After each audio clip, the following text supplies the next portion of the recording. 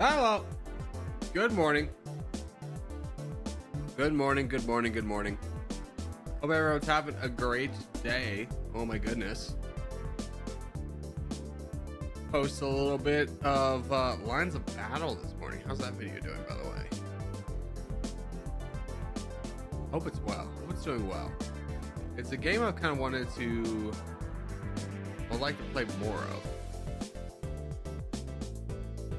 And it is doing very bad. Unfortunate.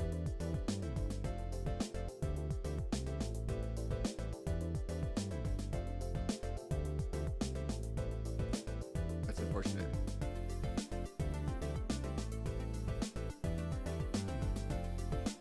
Good morning.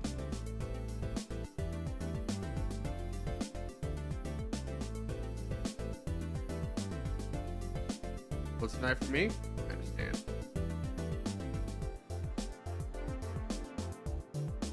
All right, let's figure out what country we're playing as today. Go to the last video, which was Mauritius. Brothers, well, we are playing as, looks like Canada. We can do Canada. I'm down.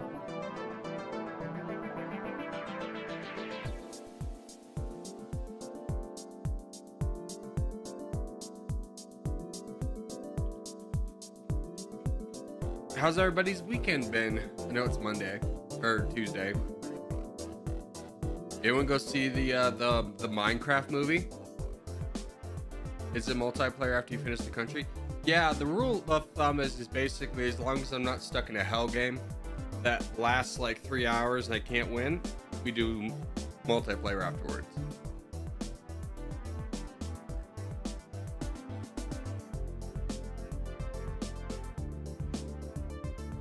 Yeah, just for everyone's reference, I have not and never will take nation recommendations from the YouTube like chat comments. You have to post it on the video. It's a different kind of voting process. I haven't watched the Minecraft movie. Yeah, me neither. I have no plans to. Mostly because I don't have a child, and it seems like that's who the movie's really geared towards. But yeah, what other movies are coming out, you know? Seems like a bad time to be in the movie business. Flint and Steel. Okay, so you've seen the movie. The only reason I know that you've seen the movie is because I understand that's one of the jokes from the movie, because I listened to, like, for whatever reason, Northern Lion talk about how he took his daughter there for 10 minutes. I've only seen clips there. I mean, I think it did pretty well. What was Minecraft? Never still get together. What was Minecraft movie's opening weekend? Delivers a much needed box office hit. Oh god. No. 157 million from North America. And it's looking like an additional 144 million for a global debut of 301 million. So it basically made its box office budget back. Made more money than Super Mario Bros. See, this is kind of like the worst thing to hear, is because when you hear something like this, excuse me, later, when you hear something like this, that it made its money back, and it not only did that, but it made more than the Super Mario's movie, you know Hollywood is just gonna double down on this kind of idea. Like, we're gonna stay in nostalgic video game world for kids for a long time, and it's just, we really need new movies. Well, I know new IPs are scary, but we really need new IPs. Could you imagine a movie that's good, that's not based on anything? You know, believe it or not, that used to be the vast majority of movies. That used to happen all the time. I feel like that's why I've gotten into anime so much recently, and I say gotten into, it's just like I've tried watching a lot of anime. Yeah, SpongeBob is definitely coming. You're right, Lisbon, definitely coming. But I feel like the the movies coming out of America are just awful. And the series are kind of like, here's 8 episodes every 2 years. It's not looking fantastic, that's for sure. What company funded a Minecraft movie? It looks like Warner Brothers. Yeah, the image released by Warner Brothers. So there you go. Yeah, Warner Brothers. You can't underestimate the value of earnest, entertaining, joyous cinema, said Michael DeLuca, also co-chair and CEO. Wow, that's just amazing, Michael. Oh man, they pulled in the the director of Napoleon Dynamite into this one. Looks like we're in bad, baby.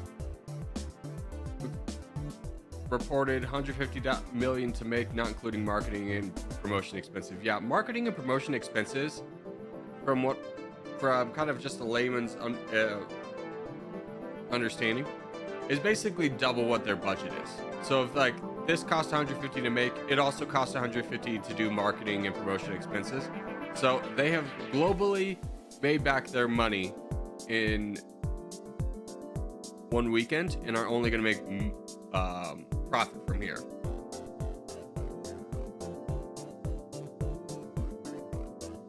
Corey, what's your thoughts on the Jurassic World movie? There's another Jurassic Park movie coming out? My God. When will they let that IP die? I have zero interest in seeing it. I haven't even seen the last one.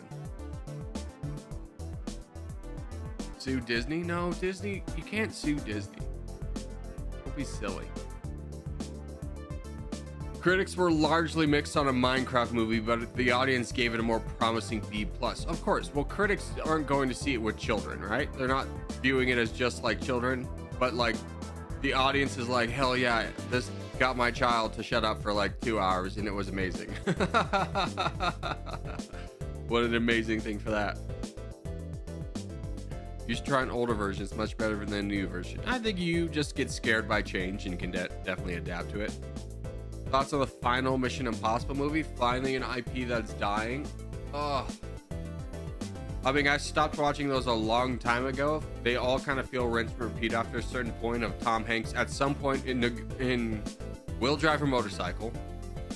I think that's in his, yeah, he was the actor where no matter what movie he does, it's in his contract that he gets to drive a motorcycle. And it was just like, I mean, cool, man. Like, you rich, you could like just drive a motorcycle on your own. Why do you have to like be like, are you trying to seem cool to everybody else? You think motorcycles make you cool?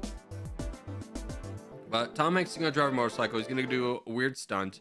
It's gonna be kind of scary. And generic bad guy loses the fight.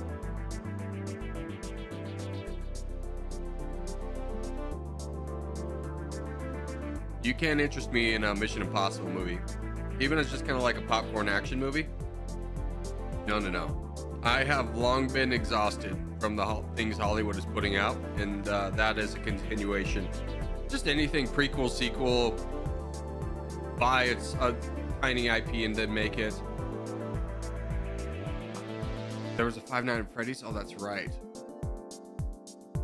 Super Mario Bros, Sonic, Five Nights at Freddy's. There's gotta be another. What are they doing next? Like, they can't do Duck Hunt, right? What's the next Nintendo game to get released? I mean, Sonic was Sega. Maybe, oh, what's the lady who's Samus? They could do her. I bet they'll do her. What's that called? Who's Samus? What video game has Samus? Is Samus from? Thank you. It's better. Metroid. Yeah, they need to do Metroid. I feel like they're definitely gonna do Metroid. Like, I take that back because it's a female protagonist.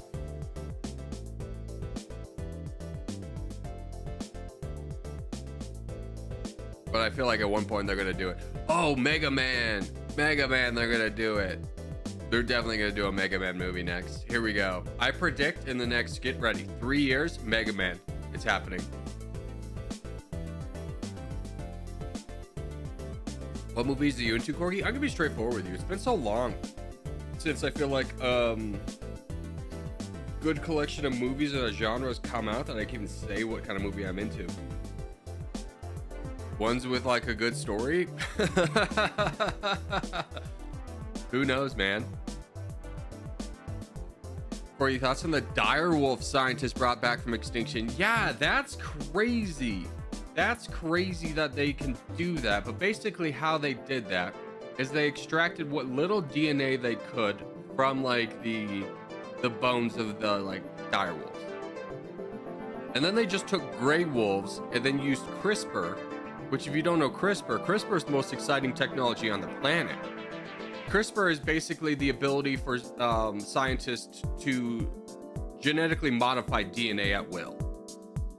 They use CRISPR to insert the dire wolf's genes, removing all of the genes that like conflicted with the dire wolf genes. So it still is like mostly like gray wolf, but then inserted dire wolf genes over it. So it's still mostly gray wolf, but gray wolves are pretty closely related to dire wolf, so it's kind of a hybrid of both. But then they incubated the, you know, they fertilized the egg and then put the egg into a bunch of large dogs. What's a dire wolf? It's an ancient species of wolf that's bigger than a gray wolf. So if we could see a dire wolf size compared to gray wolf, yeah, I don't know if you ever seen a gray wolf. They're big too, but dire wolves were larger and more robust than gray wolves, averaging around 150 pounds and standing about 3 feet at the shoulder with a body length about 6 feet. So if you ever saw Game of Thrones, the family the Starks had, those were all dire wolves. Now those dire wolves were much bigger than the actual dire wolves, but they are very big. Now what's the size of a gray wolf? 150 pounds and 3 feet high is very big. It's about 2 feet up, 2.6 to 3, so not too much of a difference. And weight is about 20 pounds less. So they are very genetically similar, but the dire wolves are white, obviously. They have been trying. I was reading the company that brought back the dire wolves has been trying for like a decade to bring back a mammoth. They're also trying to bring back the dodo, and they're trying to bring back the Siamese tiger, I believe it was. The mammoth is going to be the hardest because it doesn't have a lot of close living relatives. The mammoth would be cool. I would, if there was a zoo out there, I would go see the mammoth. But right now the wolves are in like this crazy enclosure, hidden from the public. So obviously no one messes with the dire wolves so they don't accidentally get out and we have a Jurassic Park scenario on here. Basically, they're doing the exact opposite of Jurassic Park and not letting people come.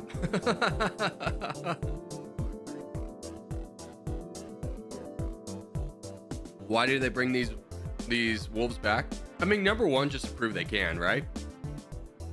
Number two is it advances the research into CRISPR technology, which again is the most exciting research on the planet. Because basically, you could take someone like me who has like a genetic disorder that I would probably pass on to my offspring, like Crohn's. It's an autoimmune disease of the intestinal tract. Don't know what that means. Basically, your body every once in a while thinks your intestines are like the baddies and they attack it. So you could like take a sperm, genetically edit it to remove the Crohn's genes so that there would be no chance of passing it on, and then giving it into the egg, and then, you know, having that entire fertilization process happen. Which is so amazing. Like, we are on the cusp of basically having no genetic diseases left.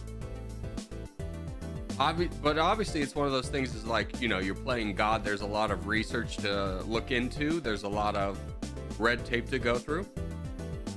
Animals are always going to be the first kind of line of defense when you're talking about anything this crazy in terms of the medical field.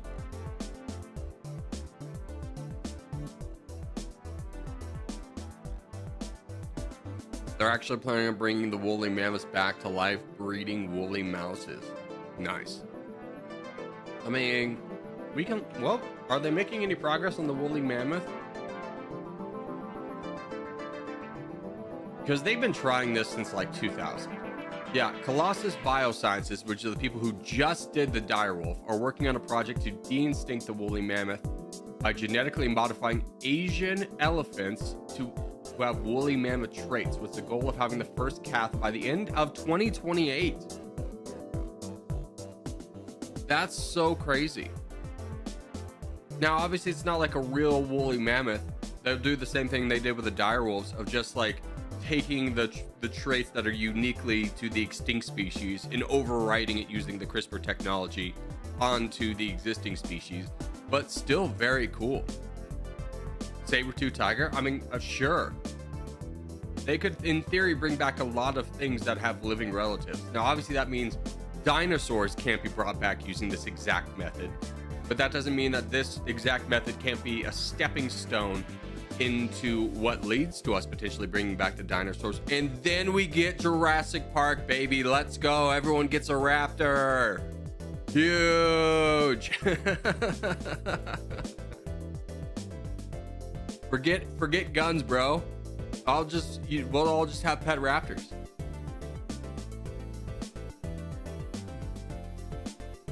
The dodo, yeah, the dodo's being brought back. And then let's just look at Colossal. Oh god, the worst opening page I've ever seen. Someone help them. Species index. So they're working on the thalakin, which I think was like the Siamese tiger.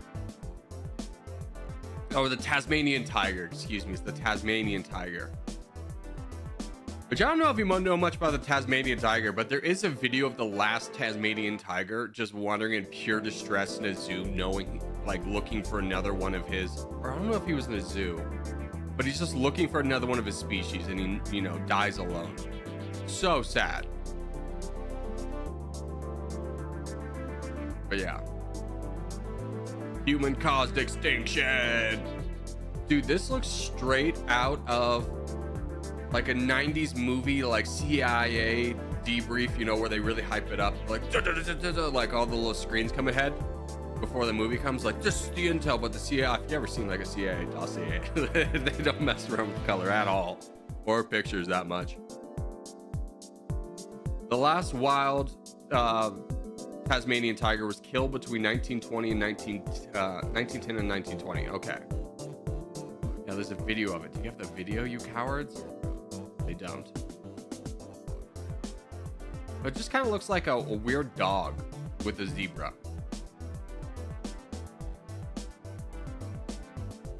Their closest living relatives looks like, a little bit more challenging. Because like the numbat is kind of the same, but the size difference would be difficult.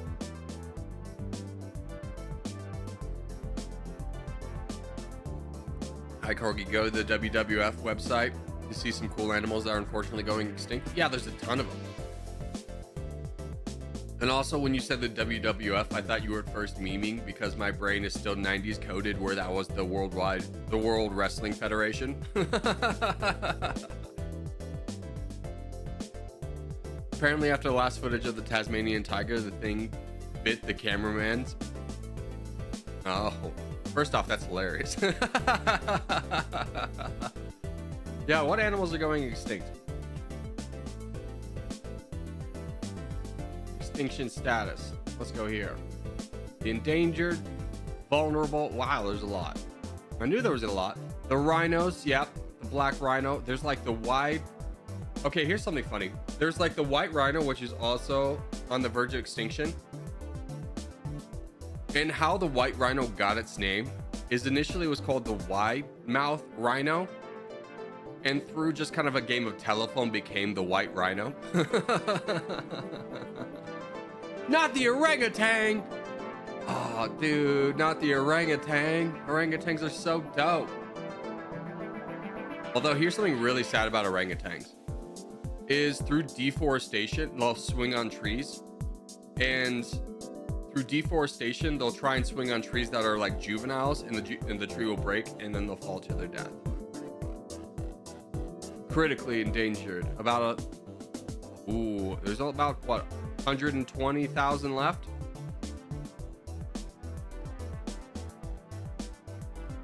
Anyone else see one of your beloveds? The Asian elephants. Oh, dude, what a terrible world we live in if we get rid of the elephants. Not another elephant. No, the elephants. The monarch butterfly? That's surprising.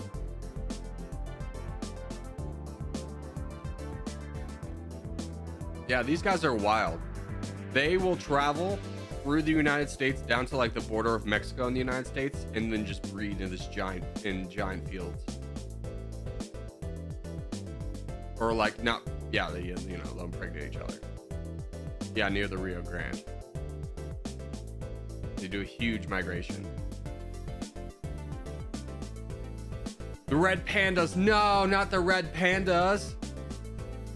Gosh, we're really some of the best, huh? Some of the best. Some of the best are going down the drain. What are we gonna do? Consume less plastic, cut down less trees? Never.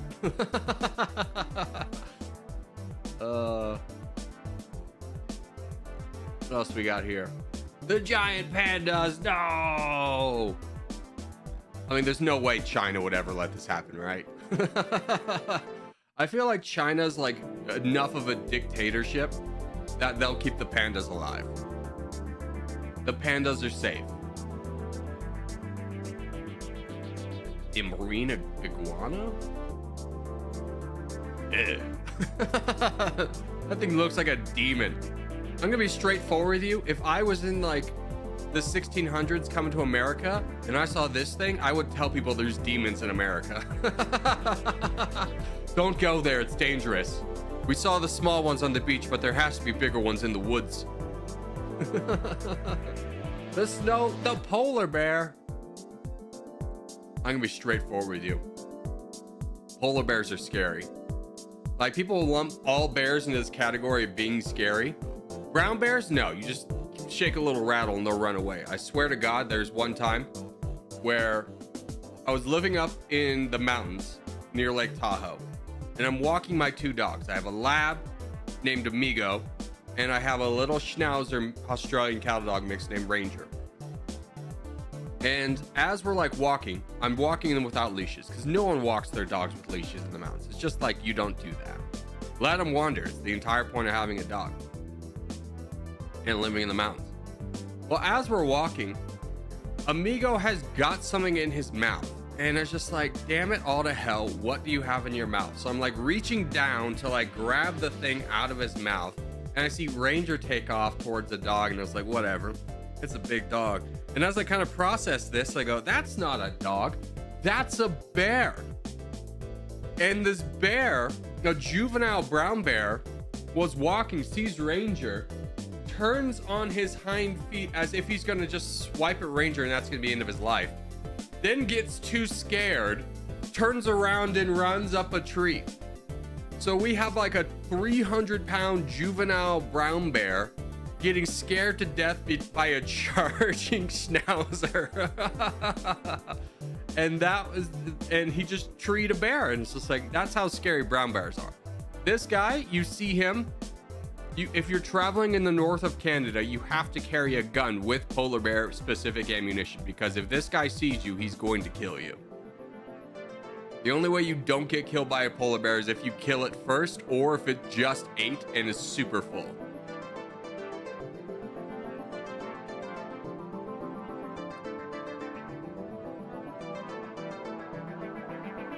Anyways, we're continuing down. Oh, dude, bisons. Bisons are sick. When I lived in Colorado, there was this like refuge of bisons. It was just like a big open field that like they had a herd of bison in, and you obviously weren't allowed to go in it, nor should you, because you could definitely die from a bison. Like, holy cow. As much as it's easy to shoot them because they never, evolved to be fearful of like a gun, This thing will absolutely kill you. There's a video out there of like some stupid tourist in Montana going and trying to pet one of these things and just gets bucked into the air.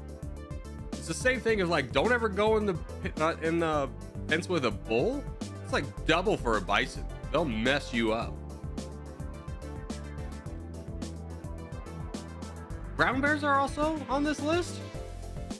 Now, this is a brown bear. Least concern. Yeah. These guys are just, you're more likely to find this guy going through your trash than you are to be in an encounter with him in a life and death. Polar bears are friendly? Absolutely not. All right, that's it for our endangered species. So now I guess we can stop feeling bad about ourselves. Back to consuming. You must consume.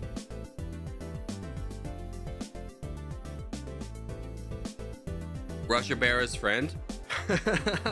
Yeah. Have you seen the videos of like the guys in Russia who just befriend bears and they're just drinking with the bear? Things you would never catch me doing. If I was like an actor and there's like, here's a trained bear, I'd be like, I don't know. I'd do it with the bear much more than I'd ever do it with the tiger. There was a movie made. What was the movie with the tigers? Movie with tigers. It was like the entire we'll just put mini injuries. It's like the entire reason that you have to have like trained people on set now. Roar. Yeah. Give me the Wikipedia. Or we'll just read this.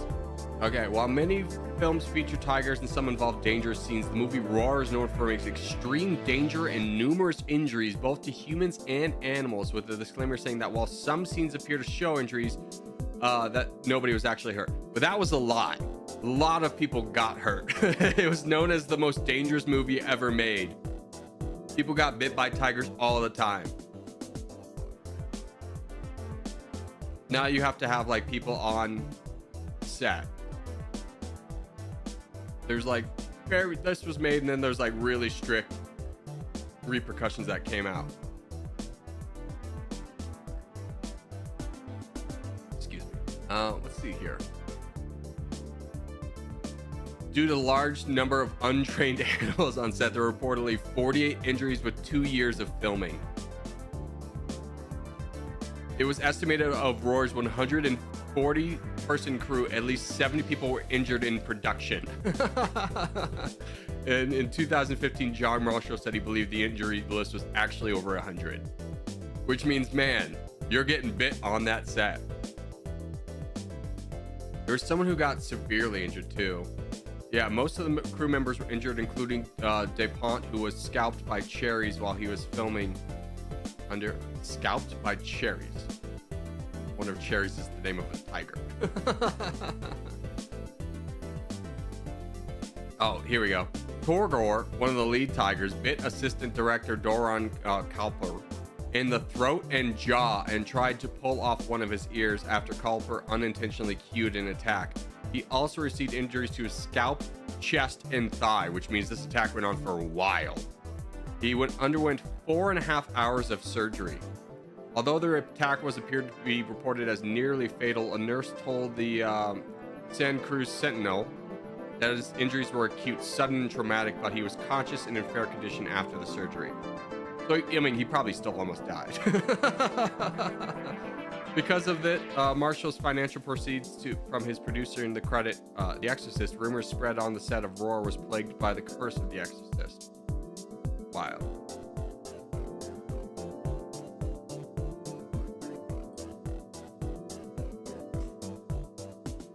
What's even the point of the title if it's just a biology session? I'm gonna be straightforward with you. Welcome to any stream ever.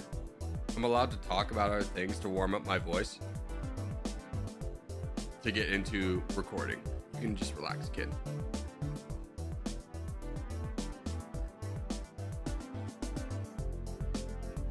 Alrighty. Well, we'll go ahead and start this off. This story's scary. I'm sorry to have scared you on a random Tuesday. I like when we start off streams like this. It's entertaining. Yeah, it's fun for me too. But let's get going on our main task today. Brawlers, welcome back to Dummynation. Today, we're going to be playing as the most upvoted country from the last video, which was...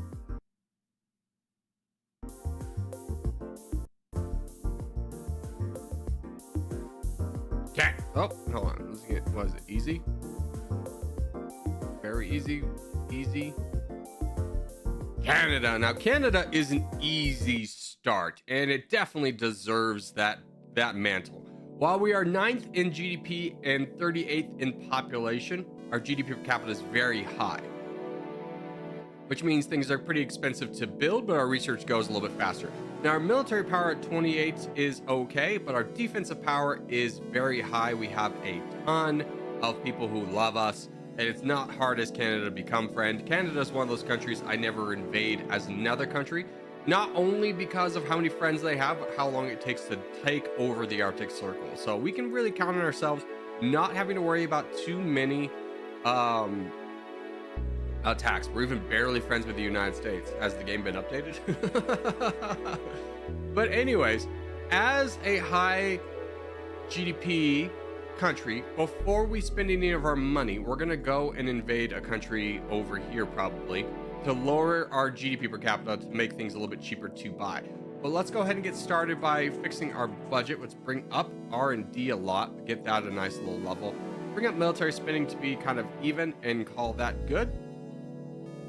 Let's also take our research, and we've gone down military the last few times, so let's switch it up and do something else. Let's turn Canada into an economic powerhouse. Let's go down research right away. Let's just get the maximum level we can, which is 24 points into the discount, and then we need 12 more to get another one, so we won't do another one of those.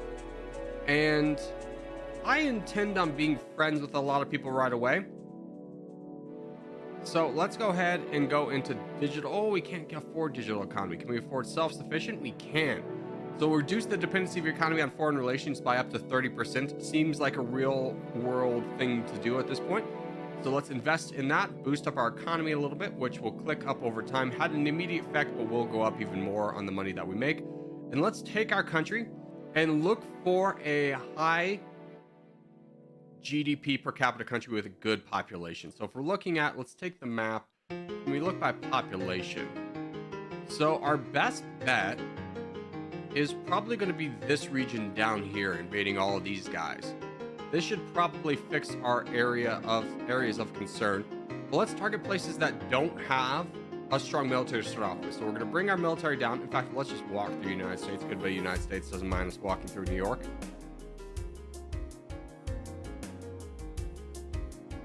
And let's go to the Gambia.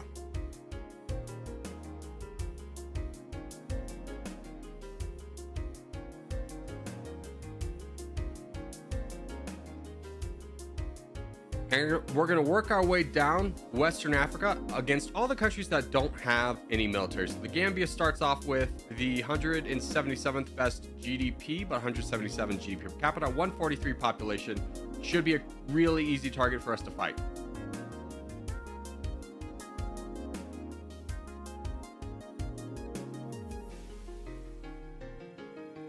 Done. Senegal does have an army, so let's move down to Guinea-Bissau. Hit these guys.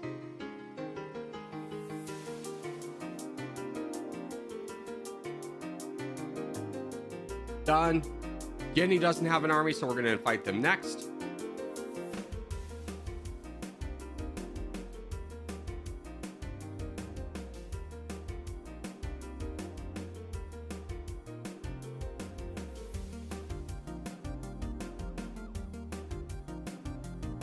Let's in fact split our army, try and get this done a little bit quicker.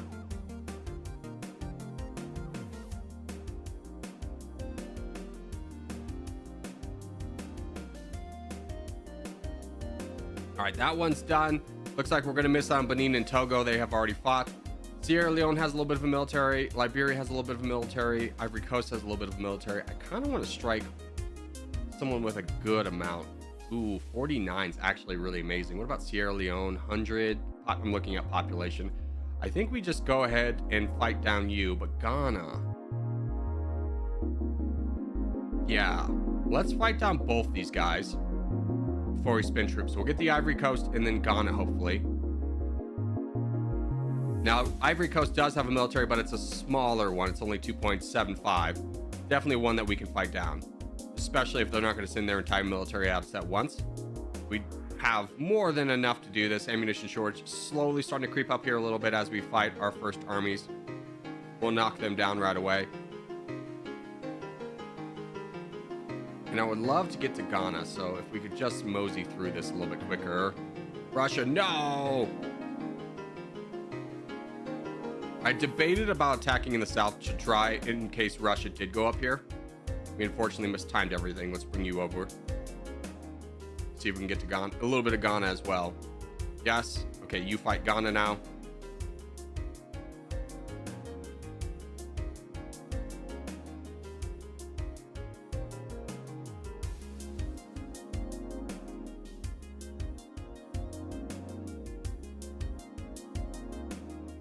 All right, these guys are done. We've missed Cameroon. That's unfortunate. Russia's been very aggressive here. But if we take a look at ourselves now, how are we looking? Our GDP per capita has risen to 43 and our population's 18. I think that's a good mark to be at. So let's go ahead and buy some troops. We're gonna buy about 1,000. Ooh, we can afford a good amount. Let's get 3K tanks. Let's get a little bit aggro with it. Let's get about 1,500 rockets.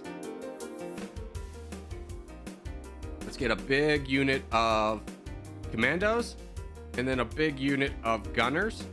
And then from that point on, let's go ahead and start producing units because we're already so high up on the food chain. We can definitely afford to do this. Bring down you guys slightly. 35% okay. And then our piercing will be 600 and our attack will actually be pretty high. Let's try and balance that out a little bit. Get a little bit more attack or piercing. That's okay. Yeah, we'll settle for that. That's fine. All right, apply that. And then we do still have a sizable military. So while everything's being built, we're still going to stay on the aggressive side of things and look for countries that we can take down, hopefully quickly without too much of a fight. Liberia could be an option, so could Sierra Leone. Is there anything? Namibia is a great one. Looks like Namibia is already hurting. So let's bring down our troops to go fight Namibia. Mozambique is also on the weakened side. Russia's just going everywhere in Africa.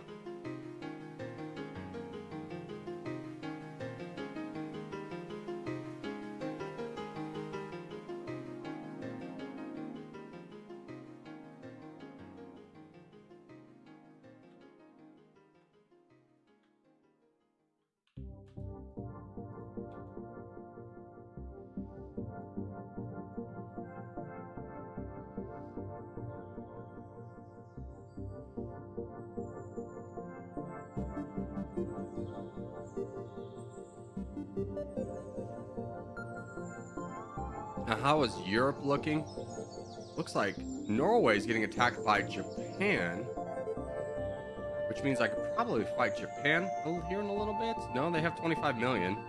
France is also getting involved there. That's interesting. France, we're allied. You're strong. We'll have to keep an eye on that. Something interesting could develop there. Still happy to be attacking Africa in these moments.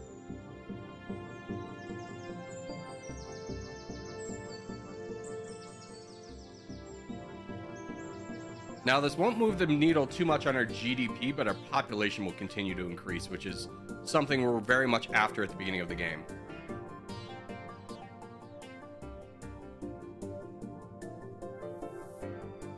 All right, Namibia's done.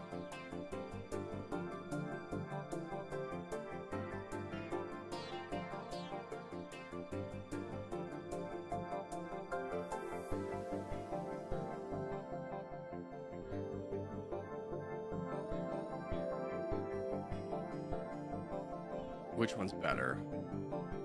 Let's go fight a weakened Mozambique who's also... Ooh, what's our ammunition shortage at? We're fine. Let's go fight a weakened Mozambique.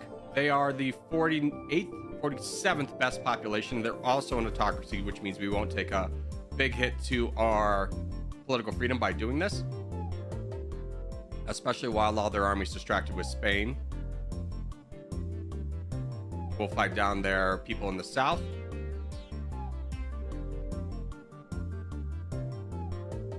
And bring an army up north.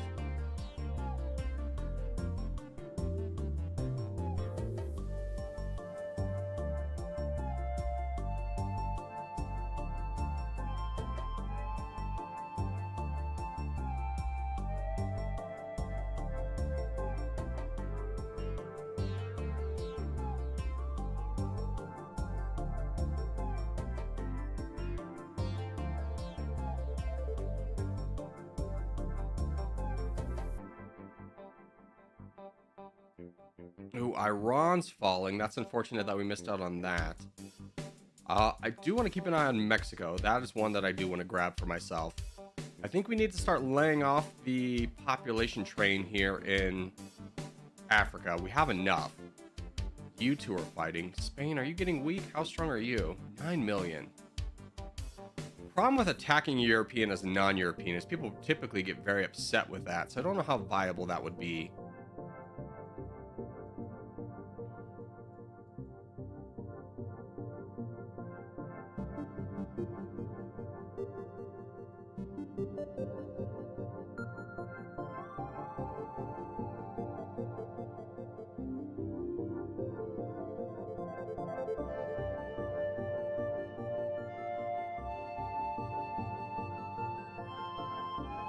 Okay, a target I am considering is Singapore and Malaysia have been fighting each other.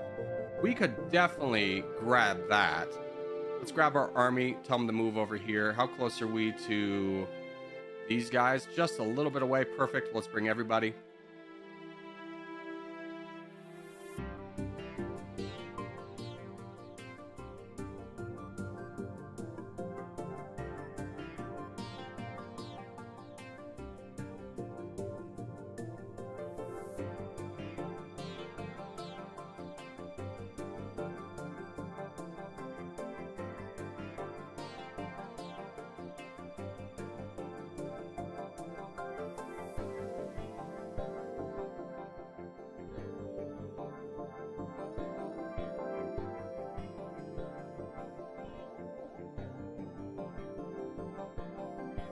Singapore looks like they're actually going to win this. That's crazy.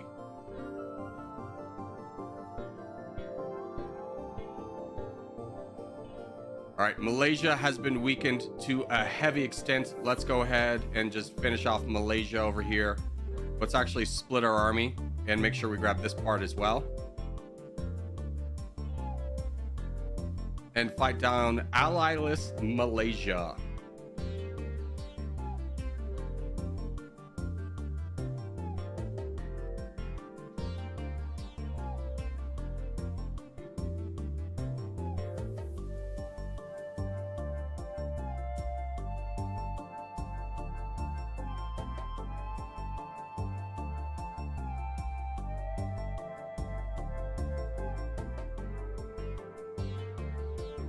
All right, Malaysia is dead. We got most of it. Now, how is Singapore doing? Are they still alive? Singapore is alive. They have 4 million troops. I don't know about that. Japan, you gotten off to a strong start. Lots of things happening over here. It looks like Saudi Arabia could be falling. So I think we go park our troops over here in the Middle East. The Middle East looks like it's about to collapse. So let's grab all of our troops, bring them right here. Yeah, in fact, Iraq is already falling. So let's jump over and just fight Iraq immediately.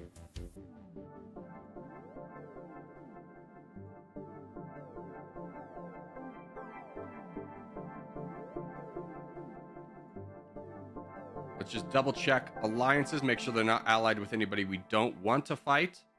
Should be fine. Lot of friends. That's fine. We can definitely take them all. All right, let's go ahead and fight Kuwait first.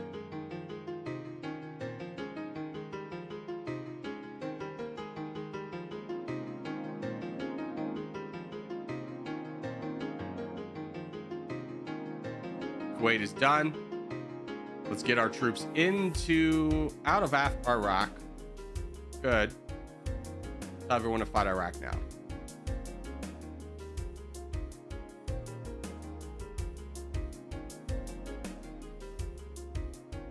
Saudi Arabia has declared war on us. I don't want to peace out with Saudi Arabia because I actually want to fight them too. I want to get Iraq first. I was kind of hoping it'd be a little bit easier. We can peace out with Syria, or do we want to? I don't know if there's anybody yet that we're fighting that we want to peace out with. Lebanon, we could definitely peace out with. Is Egypt in this one? They are. Is Tunisia's in this? Algeria is in this, so let's peace out with them. And then Morocco as well. Peace out with them.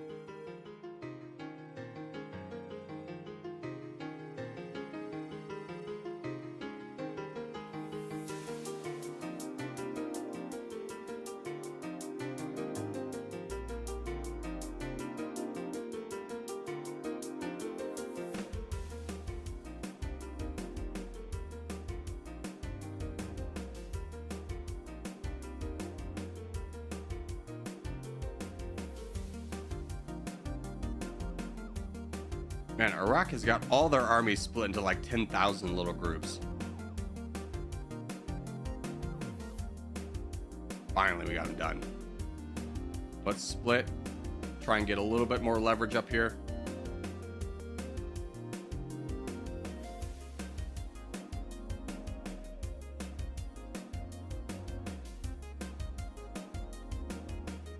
And we are finally on our production side, and that's looking okay right now. So good.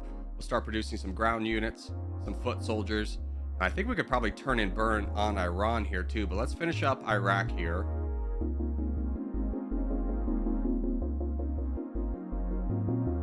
Ooh, peace out with that. I don't want to fight a 4 million militia. Ooh, Egypt is falling. Okay, who's the better target here?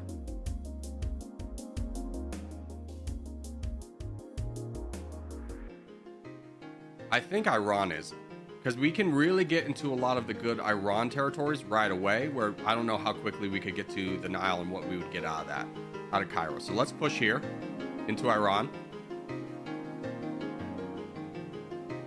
Bully our way through Russia.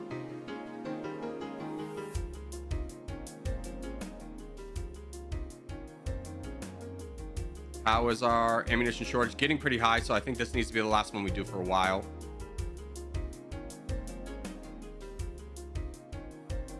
But anytime I see a rebel spawn up, I'm going to move forward the line so that we can get ahead of Russia here and hopefully get to the capital.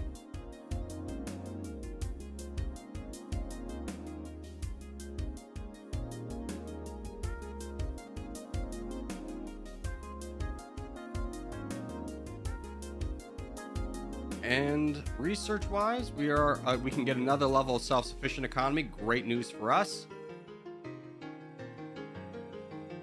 Let's just make sure we push forward to grab Tehran.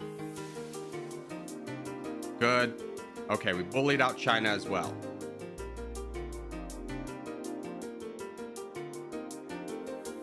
All right, even though we're so low on troops, or ammunition shortage, I do think it's worth to push into Saudi Arabia in this moment. So I think we just attack them head on right here.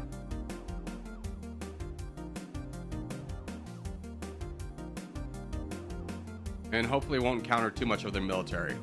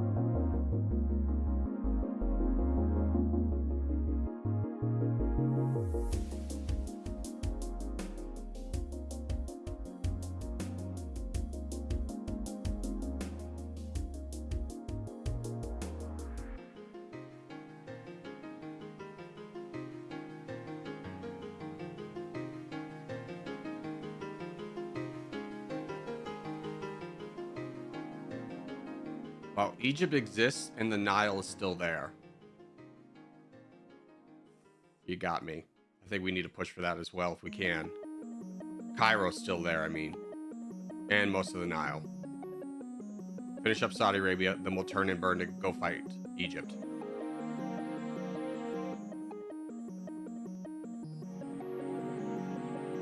Get this army in, just immediately start fighting. Oh, prestige fell. Whatever. How did that affect our diplomacy? A lot of people still pretty chill with us, actually. We can buy back Poland. Is there anyone else I really want here? Not really. Didn't hurt us too bad. Exchange rate still at 84%. We got away with one.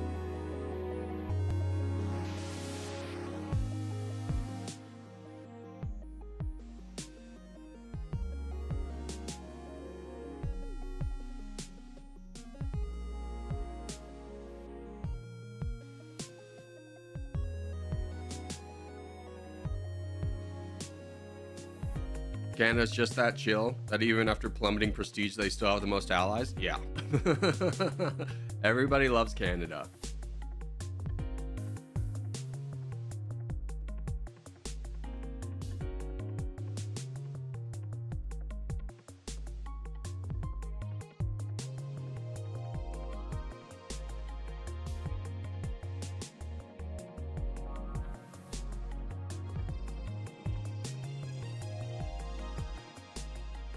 Alrighty, and that is Egypt done. Now our ammunition shortage is okay. We could continue to keep fighting, but is there a target that really helps us? I mean, right now we're in a pretty good spot. We're the 6th best GDP, 6 in population. GDP per capita is 43. Military power is 11th. So I think from here on out, we're going to take a little bit of a reprieve, build up a military strong enough to go strike somebody important. We're kind of looking at Russia. Russia right now actually is kind of pretty good, right? You got me. All right, let's get everybody over here. How is the reservists of Russia? 8 million. Let's build up a little bit. How's our army composition looking? We're very low on piercing. Let's get a whole unit of rocket artillery out there. And wait to see somebody else go first, but we're going to position ourselves in northern Russia because I think they're the next domino to fall. Mexico would also be pretty good. The United Kingdom splits away a lot from Europe. We could definitely do that. Are people mad at Denmark? No, people love Denmark. Are people mad at Sweden? No, people love Sweden, so we couldn't get involved in that one. India, I imagine, is pretty big. Yep. Yeah, so I think we're going to be targeting Russia here.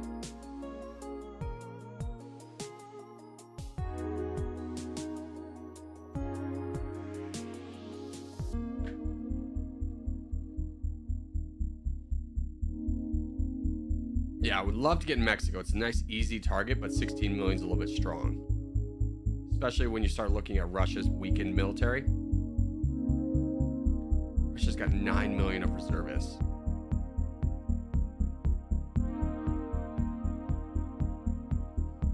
You know what? I honestly think we push in this moment.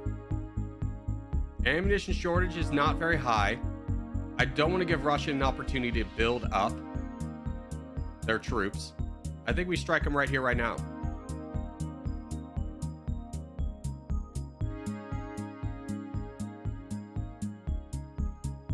Reservists are nothing to be scared of.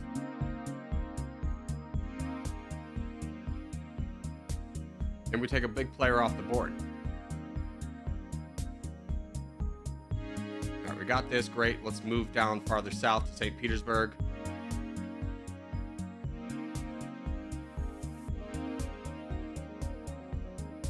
Russia is almost out of a military here.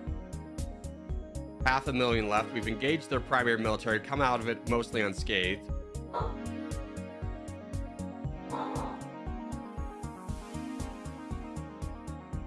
One sec. Ranger. Ranger.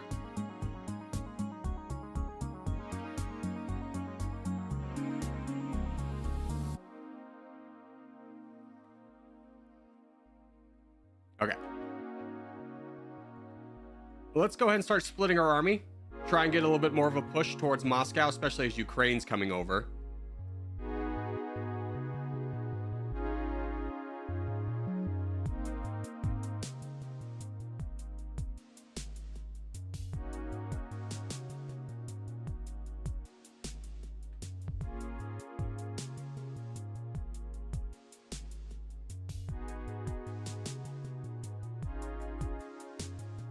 Damn, Poland grabbed St.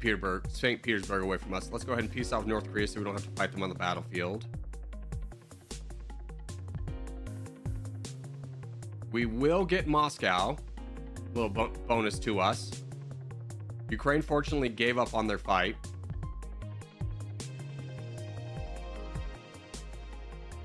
No, they're back at it a little bit. Let's go ahead and just try and race to cut them off.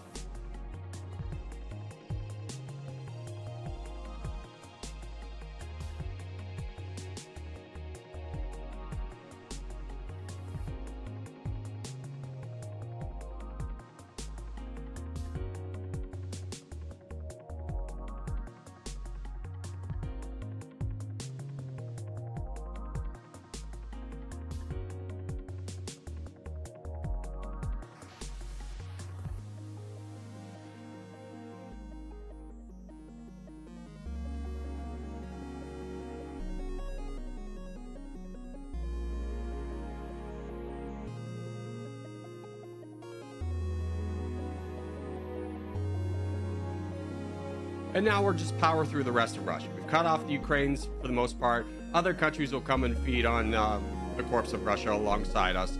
I think this was a good power play move for us. Has it moved us up the leaderboards? No, we're still at 6, but the population's gone up to 4th. I imagine we'll be 5th place by the end of this, of just attacking Russia. It won't cost us a lot, but at the same time, this is a good opportunity to keep striking while the iron's hot. How's the ammunition shortage? It's high, but we won't be facing too much of Russian resistance at this point. They're still fielding a little bit of a military, but we're taking away a lot of their economic zones as we speak. So shouldn't be too much of a threat from here on out. In fact, is there really that much I need down here? Not the best. Let's bring you up north and tell you to just stick on motherland Russia.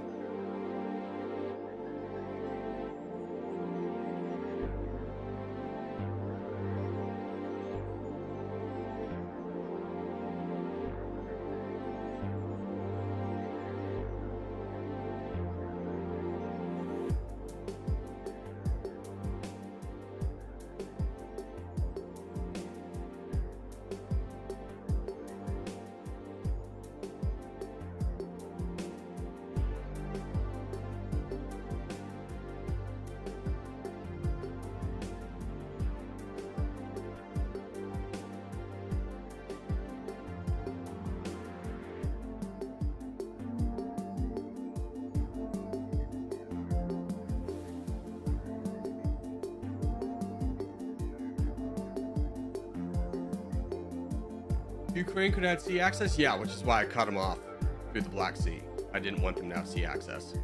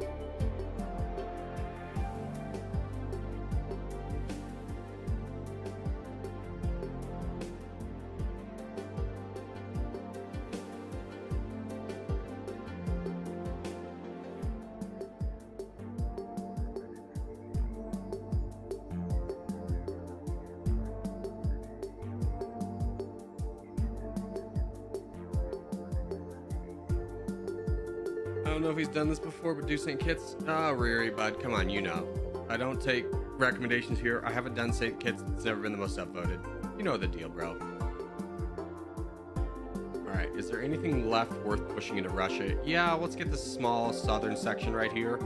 Put a hard focus on that.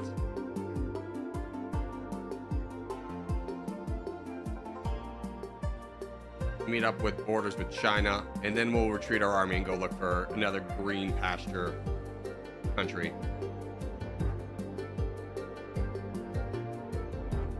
Have you really not done Canada before? No, no one's ever asked for Canada. I think Canada's a little bit more relevant in the news these days. All right, so that's all we're going to take from Canada. Let's go home for the first time, what feels like forever. Evaluate our stock. We are third in GDP, fourth in population. That's what I'm talking about. Military power is fourth. We're definitely pretty strong.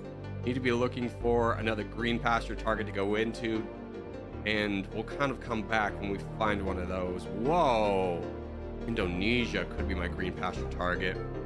Yeah, they are. Diplomacy wise, friends with Myanmar we don't care about. Russia's dead, and that's it. Gather the troops. How is our ammunition shortage? Pretty low. As soon as this army gets out of the Arctic Circle, I think we go in. Let's take a look at our army comp. Pretty good. I think we could afford a little bit of a round of tanks, and then we go into Indonesia.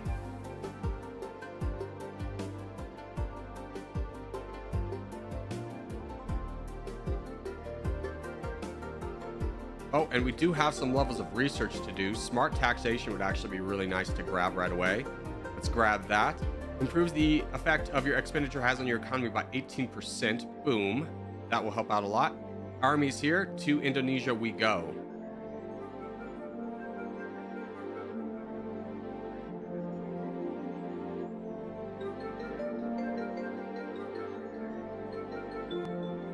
And let's take a look at our production. Yeah, we could definitely raise this.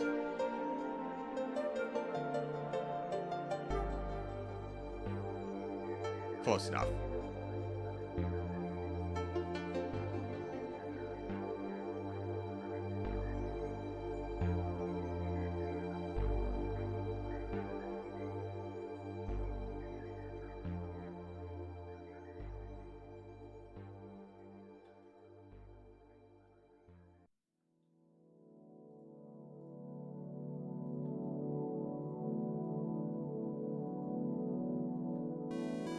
And let's start invading Indonesia.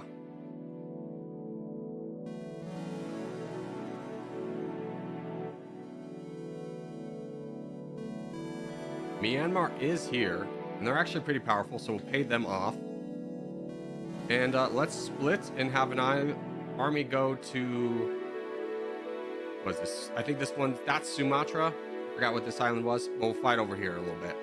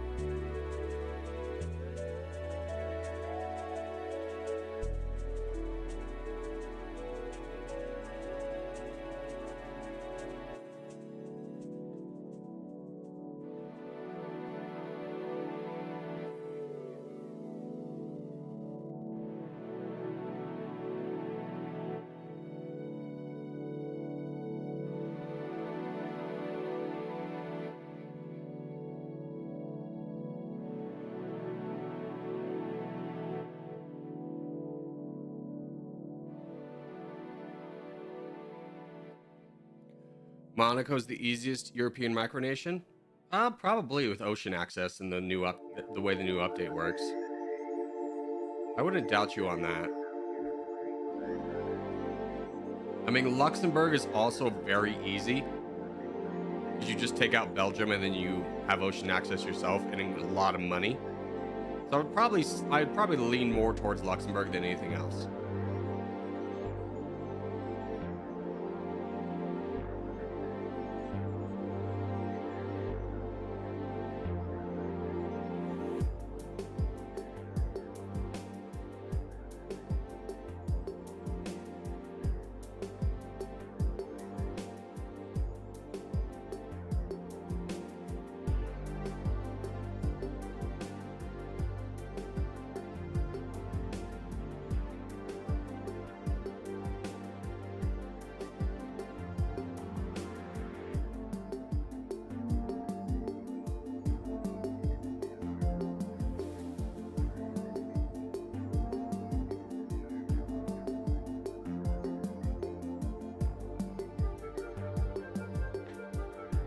It's debatable or not whether Luxembourg is a micronation. I understand that. All right, so that is Indonesia done. Does that move the needle for us at all? Nope, we're still 3 and 4. Military power slightly falling back. How is China doing? 26 million. United States 16 million. Mexico 22. No big targets on the board quite yet, but happy to get Indonesia out of the way. Yeah, and with the current landscape, I think we rest up for a minute, build up our military a little bit more. We have a lot of money. Let's go ahead and get a lot of money's worth of rocket artillery. Get our piercing up a lot higher. What's up, Kraft? How are you?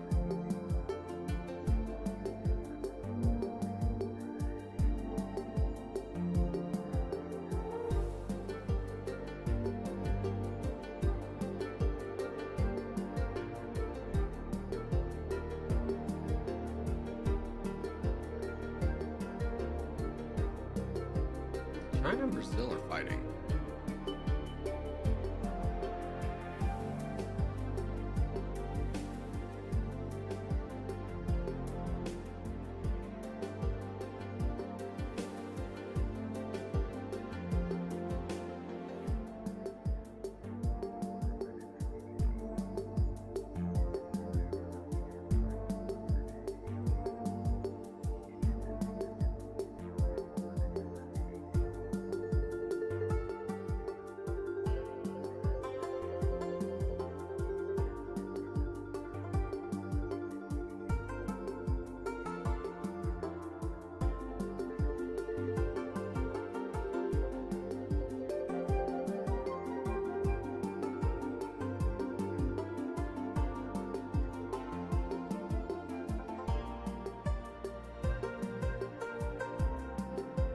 Ooh, this is actually a pretty good target. South Korea has some friends, none of them that strong.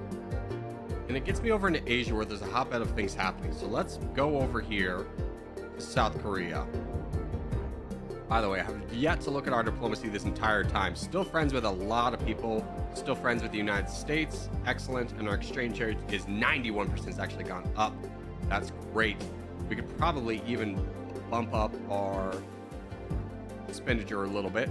Get a little bit more commandos.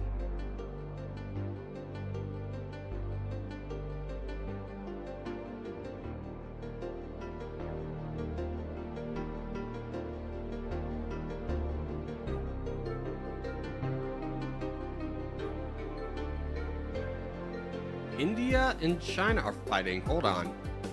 Oh, this is a much better fight. 35 million reservists, though.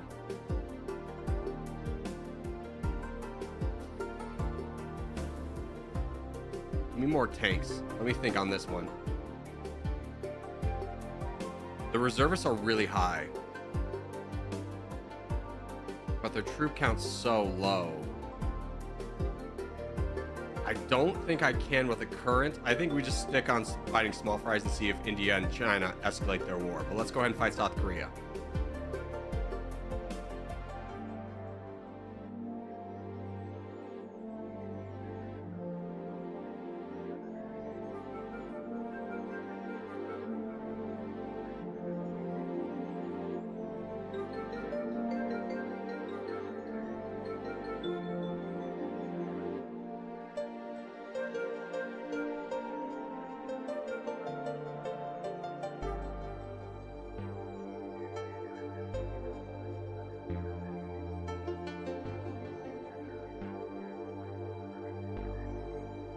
All right, South Korea is done. How is this looking? 9 million. You rebounded very quickly. India, on the other hand, is not. And I think India would be a really good target for us to get. So let's gather everybody, especially as they've grabbed Bangladesh and Myanmar. Bring them right here. Now, India, tell me about your diplomacy.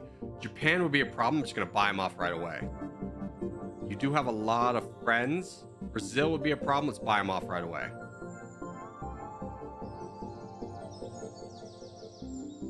France would come over. Oh, a lot of people would actually come over. France stopped being my friend.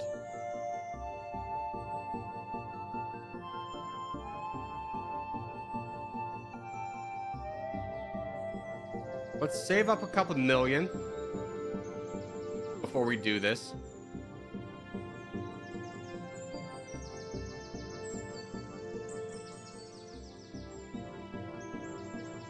And I think now we attack India and see what the pain looks like. How's our bonuses? Fine. See how many people actually declare war on us. Germany has. That one could be painful. Yep, got to get them out of there. We don't have the money for that. That's an immediate withdrawal. Run away.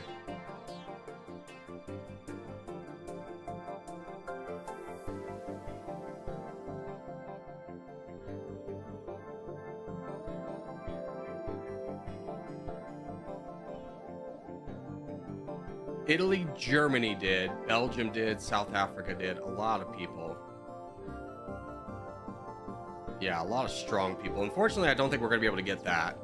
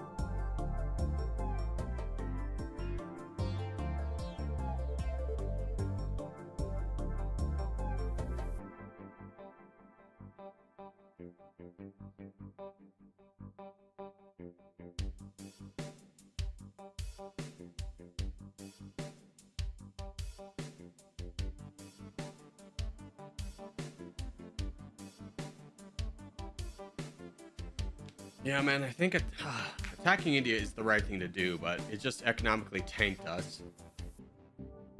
I mean, not too bad. We went from 94 to 81. But we kind of stopped being the world's friend when we did that. Might have been a bridge too far.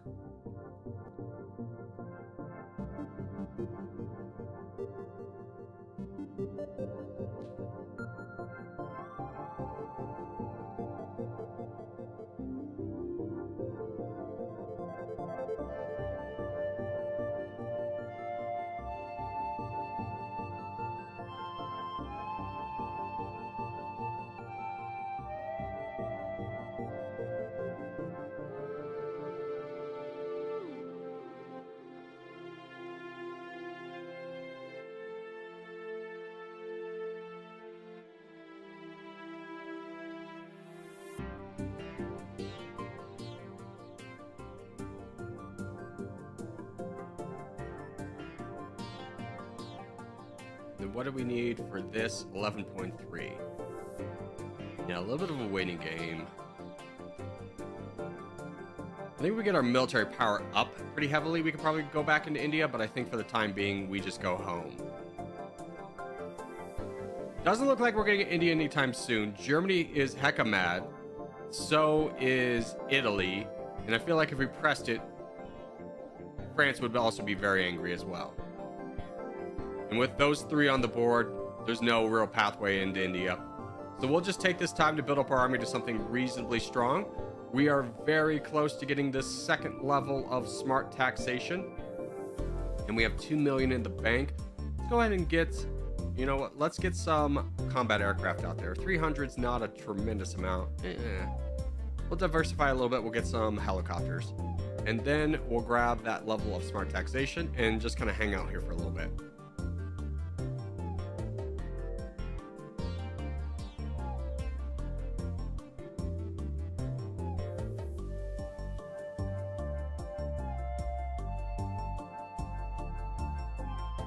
The United States stopped being our friend. They're friends with the world, though. Not keen to get that back with 81% exchange rate.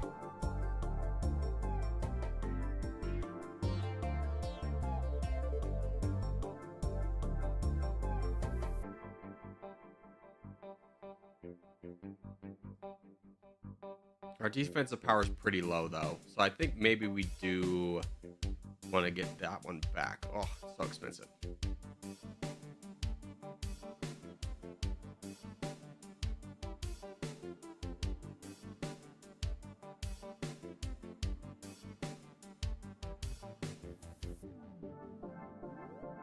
Attack Madagascar at the start because of GDP per capita. Yeah, I mean, it's not a bad call. I would prefer to grab Tanzania first because that opens up the gateway to Burundi, Rwanda, and then Malawi, which are all good targets.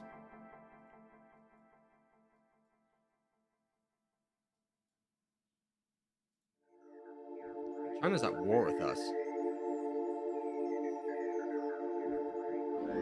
They're bleeding reservists. They don't have friends.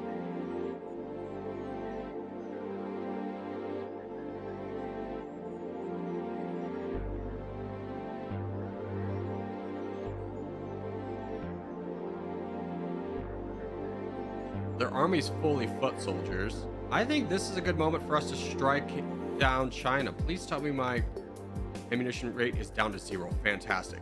Let's go get Taiwan. Then we'll push into mainland China. Now, looking at the percentages, China only has 26% in this game. India would have been 13%.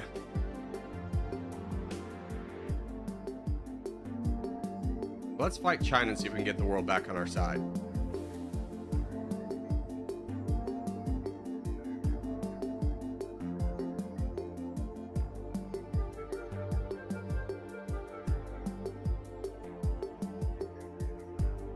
Now, Uganda's declared war on us. They might actually have troops. Not the worst. Can peace out with them for pretty cheap, so let's do that.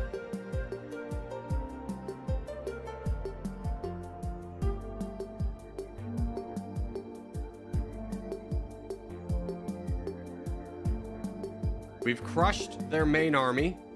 We're at 38 million still. Let's go ahead and split this army.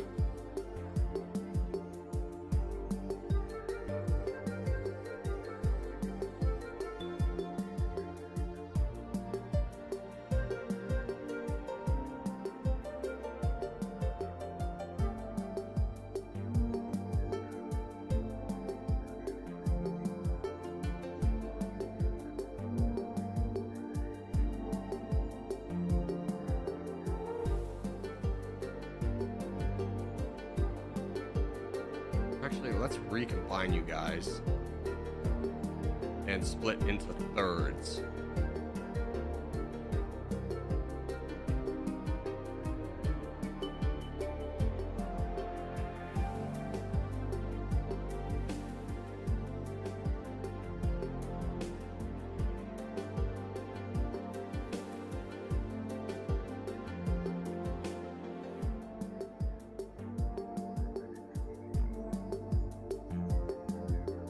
Germany, I need to peace out with you. Frick, we're attacking Germany. At least they leave.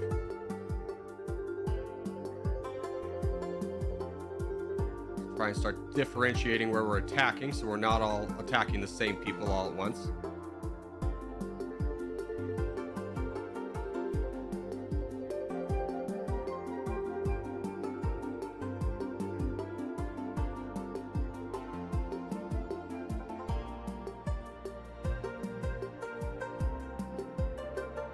And Mexico and the United Kingdom have both joined in. A little bit frustrating. Doing all the work. Germany keeps trying to come over here. Keep accidentally knocking down their military. Can't peace out with them. Yeah, they want 60 million.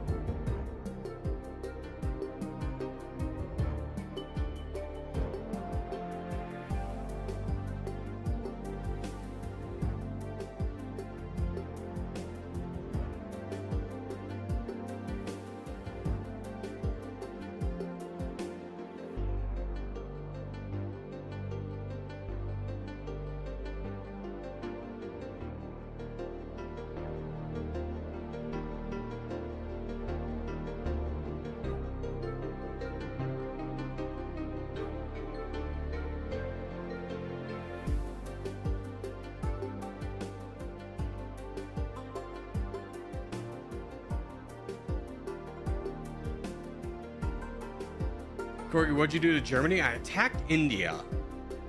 And they forever hate me for that.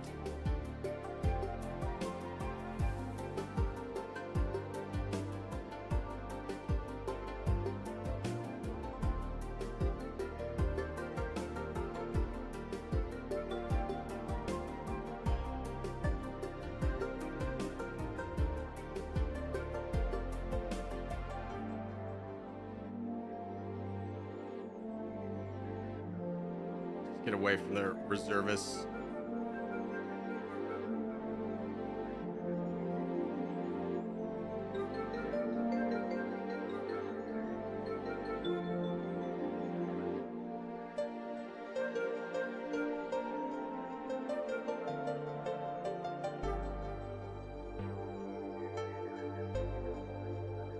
I would love to peace out with Vietnam too, but they would need 20 million.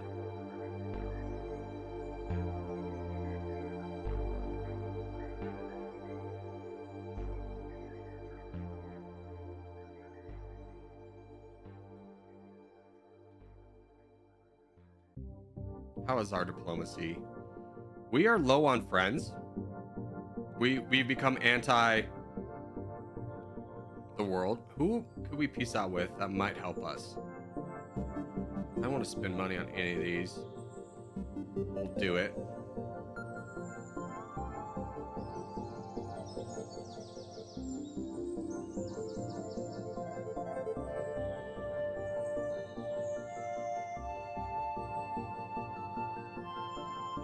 How big's this army?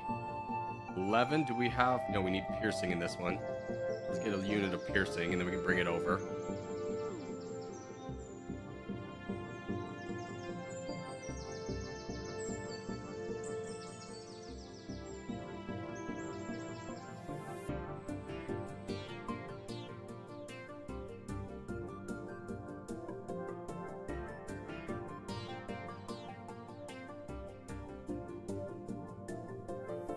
Let's start getting some levels of military logistics, reducing the heaviness of the ammunition shortage. So even though it's high right now, it's max been capped. Like these numbers have been capped. So even though this is high, it's not as high as it was before that. And we can bring over the rocket artillery and start fighting over here as well. Continuing the fight as much as we can.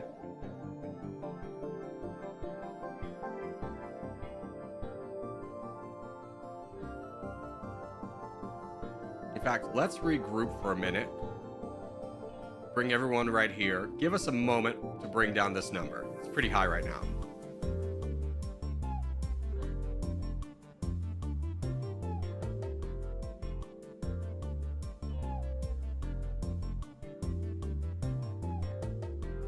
Okay. Now let's balance this out a little bit. We got to be aware of Germany pushing, so we'll just split in half. You go here. And then you keep pushing up here, and we'll just try and get around them.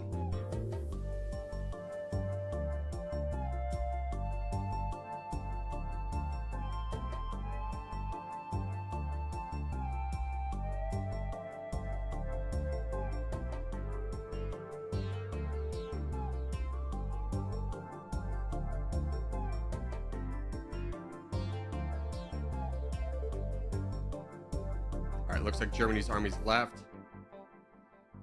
Let's take this opportunity to try and see if we can cut them off.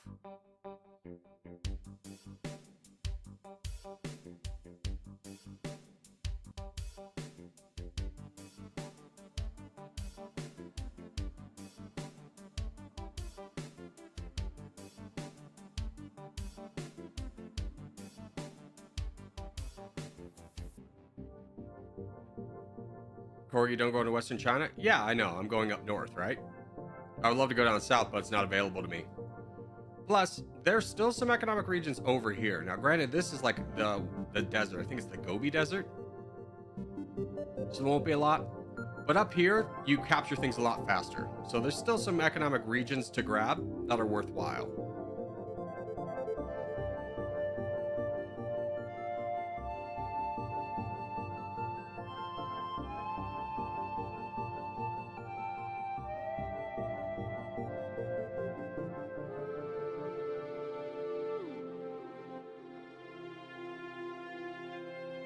Plus, I get to cut off Japan from grabbing more land.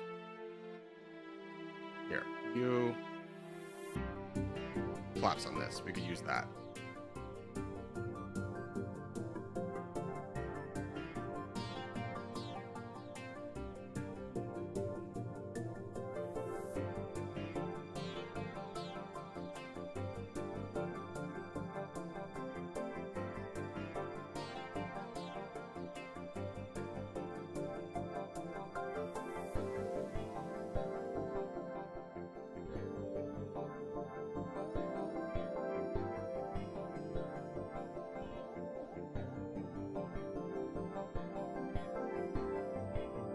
Wonderful. Now we have a little bit of a land bridge. So let's come over here and start working our way directly down south. Ooh, is this China over here as well? This would probably be more beneficial for us to fight for this, which is going to be a little bit more contested. So let's bring this army all the way around. Get here.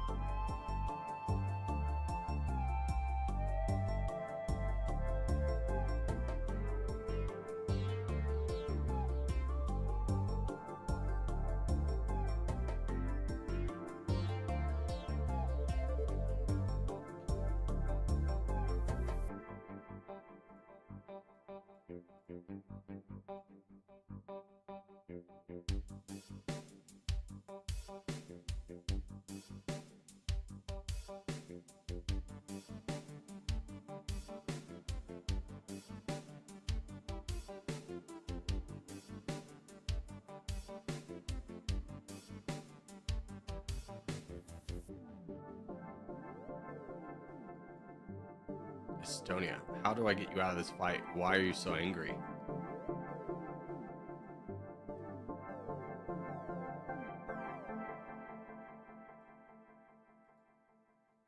There we go. We further cap our ammunition shortage, so it really shouldn't affect us from here on out. That's great news. Should be able to push through a lot of this, and we're making a ton of money right now. I believe we are second on the board. We're second in GDP, first in population. We can start hammering out a lot more units very fast. So even though we're taking attrition here, we're regaining it rather quickly.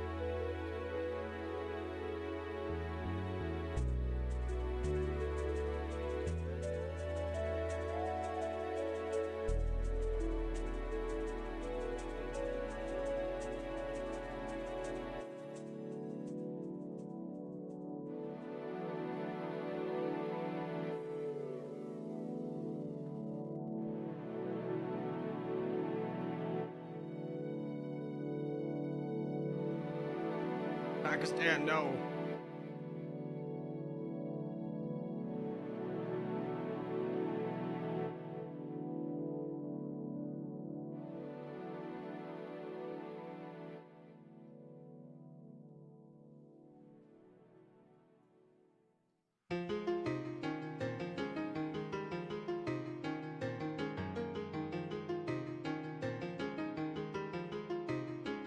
Try and stay up here, leave the Himalayas for India to fight through.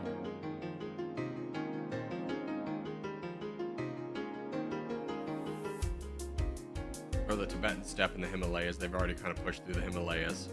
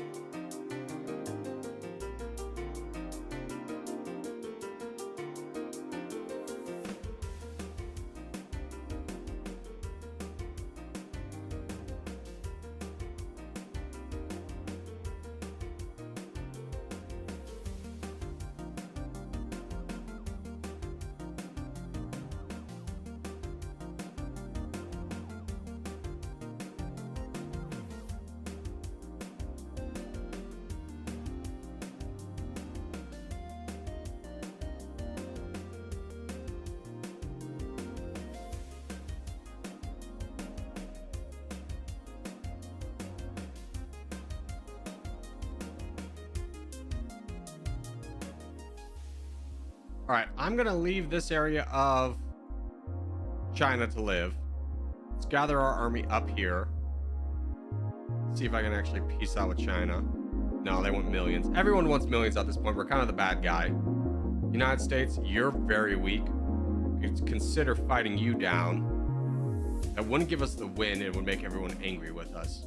We've got to figure out a way to get Europe out of the fight. Germany's still strong. Italy's still strong. France is still strong. Mexico's still hanging in there. Brazil is my only ally. Japan is pretty weak, all things considered, saying that they have foot soldiers. I think we save up for a little bit and we get ready to fight Japan. Japan's fourth on the board. I think we could get through Japan, although we're fighting the entirety of the world. Not the United States, though, just Europe. We need Europe to collapse.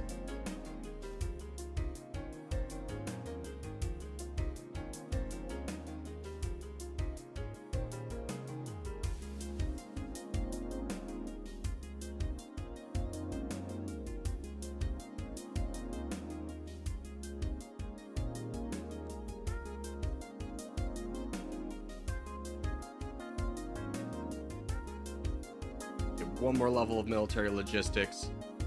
I think we start banking our troops or banking our money for sovereign wealth fund. I think that's going to be the way we kind of roll through this. We have a good military right now. We're the first in military power. But while the world is kind of hating us and all targeting us, waiting for us to do something wrong, I think this would be a good opportunity for us to save some money so we can start using the full effects of sovereign wealth fund.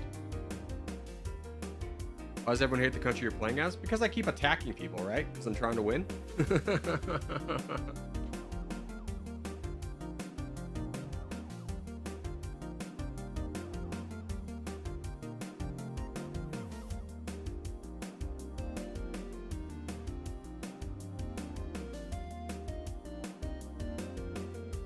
Maybe by cooling off.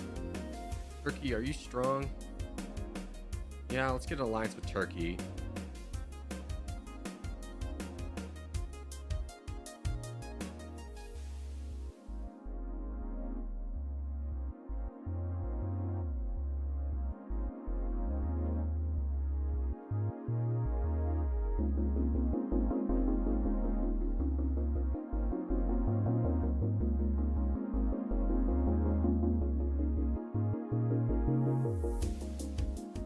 buy off Vietnam. I'm actually okay to do that.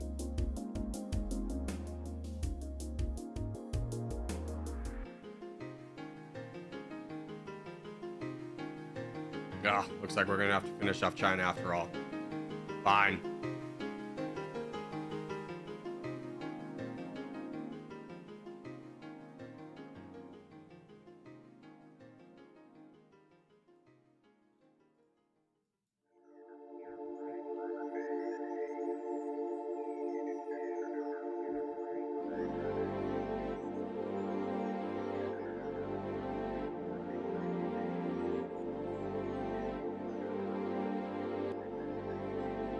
I was kind of hoping India would do this.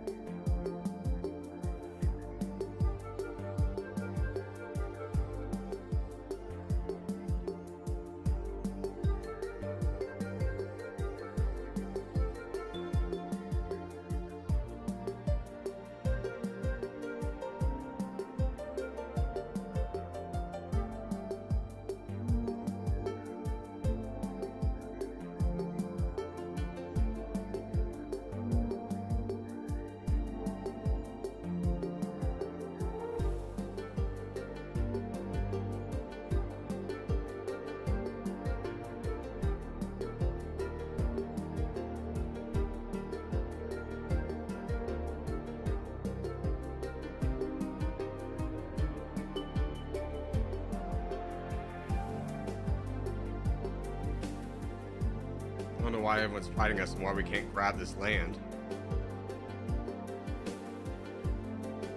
Just go home. I think we grabbed it. Yeah, it's all Canada. I don't know where China is. It's not been defeated.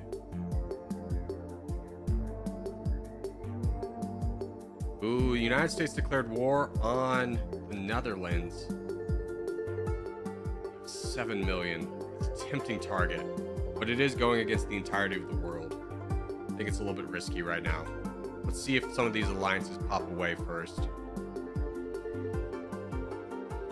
Meanwhile, we can get another level of military logistics and start pumping money into Sovereign Wealth Fund.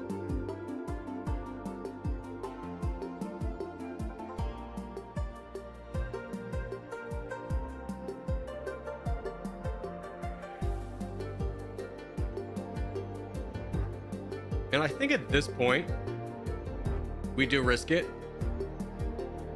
We go fascist.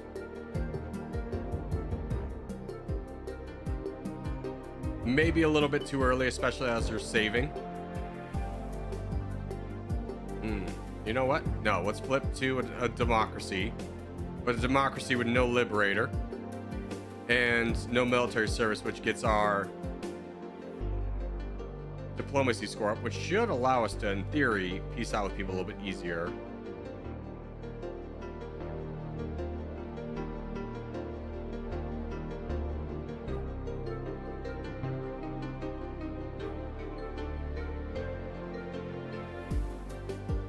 Let's wait until we actually start getting some levels of Sovereign Wealth Fund before we flip fascist.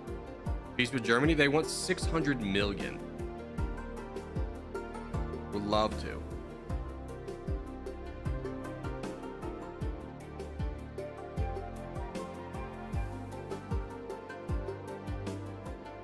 We are almost done with our peace treaty with Pakistan, though.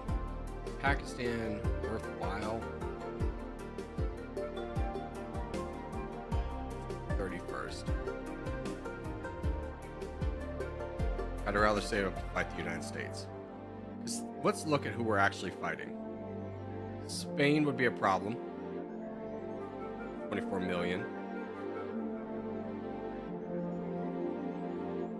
Italy's there. United Kingdom's there. Germany is also there. They're all on the cusp, though. So I think waiting is our best move.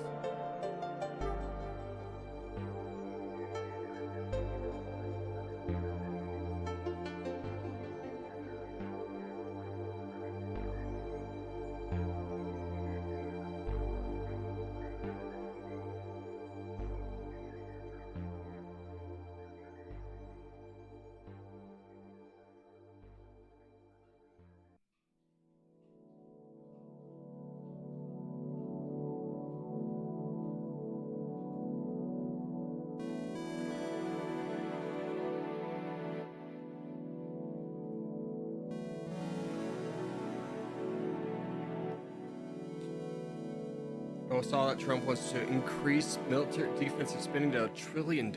My brother in Christ. Like, living conditions for everyone is so poor because our military budget has no end. We already spend more than double what China spends, and it's just at this point going to bloat. We're funding airplanes technology that won't matter in 10 years because the future is drones. It hurts. It hurts. We can't have healthcare because we gotta fire that Tomahawk missile.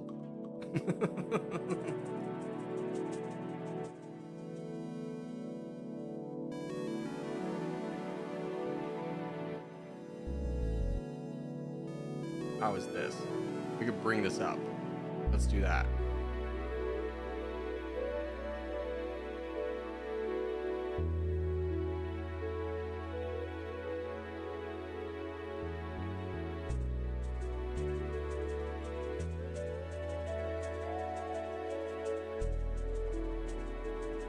You've won us 187 countries, Craft. You have 13 videos. Too bad you didn't do anything with YouTube on that, dude. You could have crushed the game.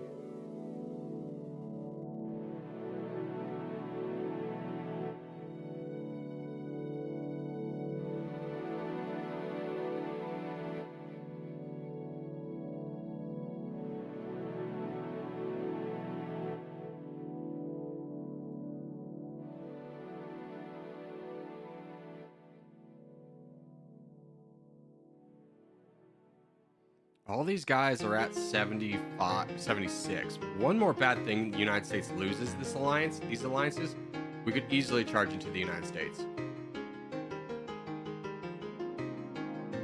All right, so first level of sovereign wealth fund achieved, which is just this money. The higher this is, the higher this goes, and then the higher this is, the higher this goes. Kind of is a little bit of a cycle of increasing the amount of money that we're making.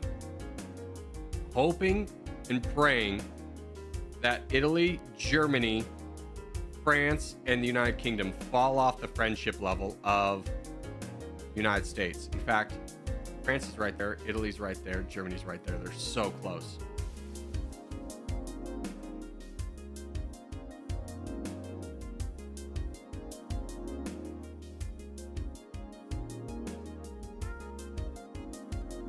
Someone ding dong ditched me. That's a fun turn of phrase because it's called something different. It's a fun activity because it's called so many different things. Like, I know it as doorbell ditching, but straightforward, I disconnected my doorbell a long time ago because the only people that ring it are people trying to sell me things, and it was interfering with the recordings so much. I know it by ding dong ditch. I hate ding dong ditch. Hates it. Come on, France, do something. Oh, I thought they were invading me. I was like, what?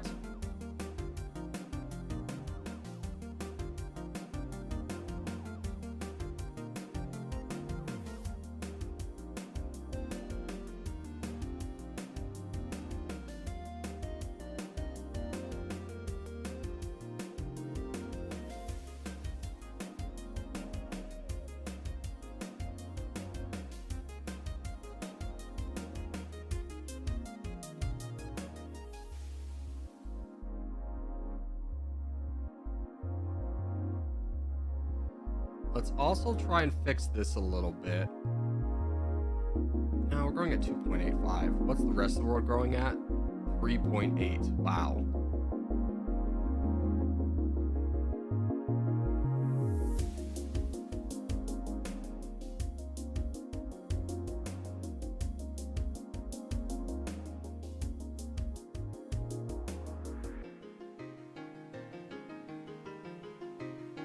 United Kingdom became our ally. Interesting.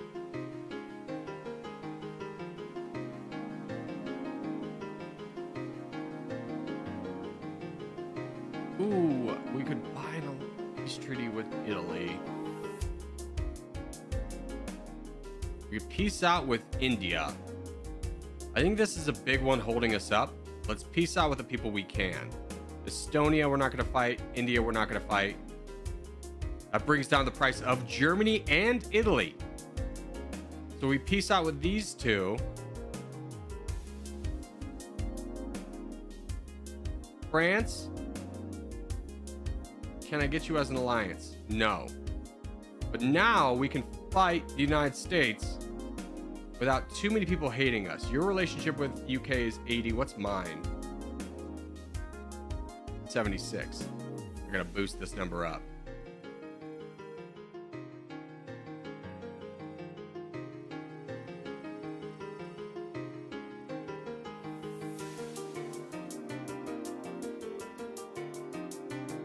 All right, what's it now? 79, a little bit more.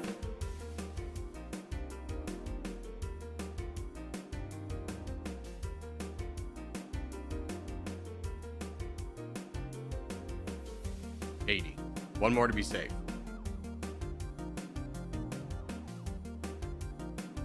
Oh, I almost did the wrong way.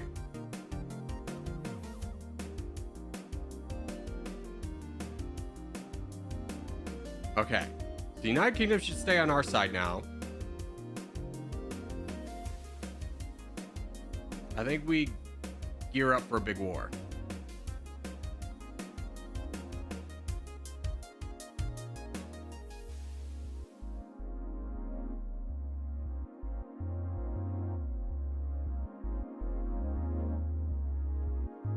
The United States is so weak right now. I mean, they built back up, but we could still crush them. 6,000 more tanks on the way, 4,000 more rockets should really buff up our numbers, and we should be able to fight the United States. And that would really put us in a great position to win the game. We'll keep this money on hand, hopefully to build up the Sovereign Wealth Fund, but more realistically to buy out people who want to fight us. In fact, let's buy off everybody right now while they're cheap.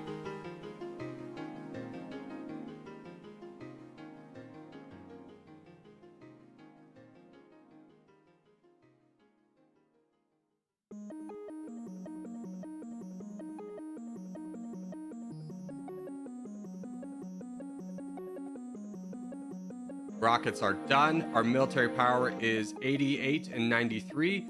Perfect time to strike the United States.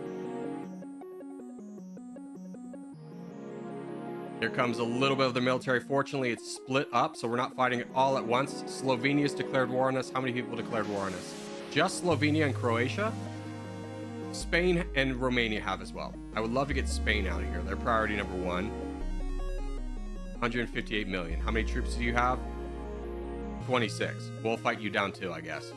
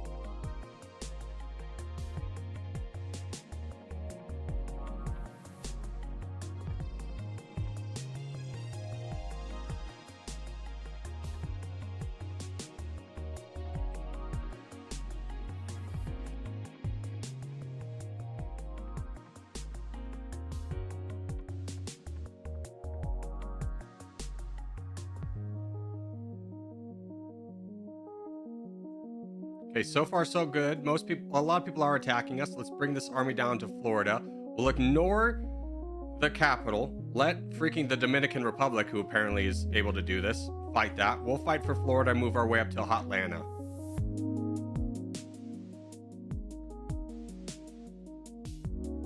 Give me Chicago.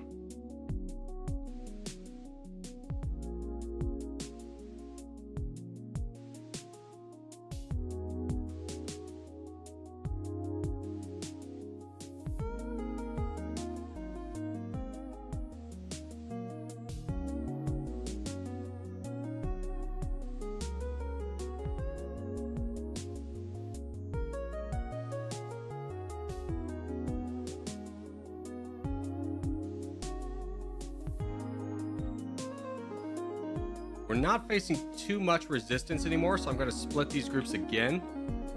Try and get a little bit more progress.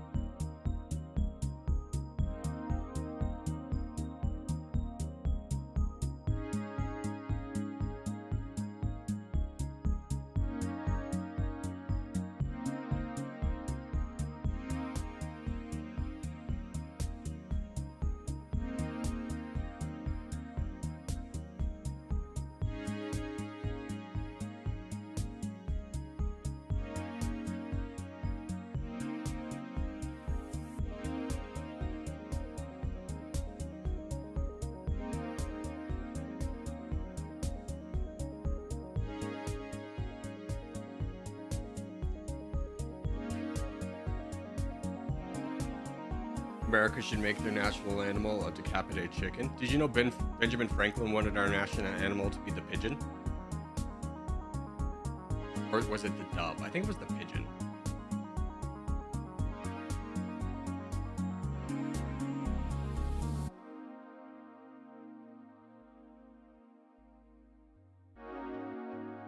Dude, the Dominican Republic's eating so much of the aggro that should belong to us. We're getting a lot of this for free. Japan's all over here also just eating.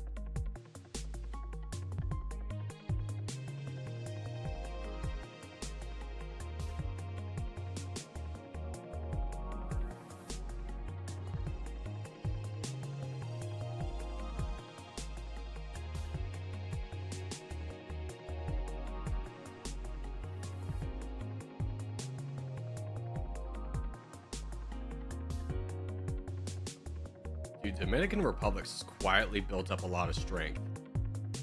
I should probably take them down because they have like Miami, they have Washington, D.C., they have a little bit of New York, they have Houston, they have Los Angeles, they have Cuba. I think we should fight them next.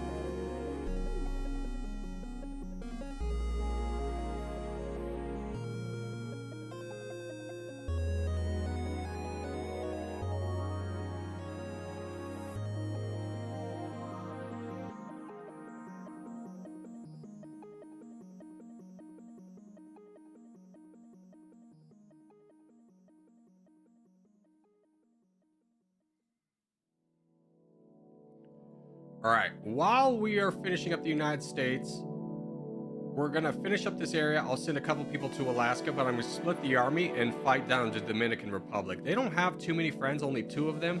One's Australia, yet they have a lot of the United States areas that I would like for myself. So we'll punch through the rest of this little bit here.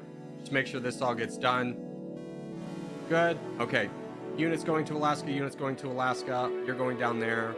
And you, I would like to start fighting the Dominican Republic. So let's go over to the East Coast. Grab that island. Perfect. All right. Now you're going to fight for Los Angeles.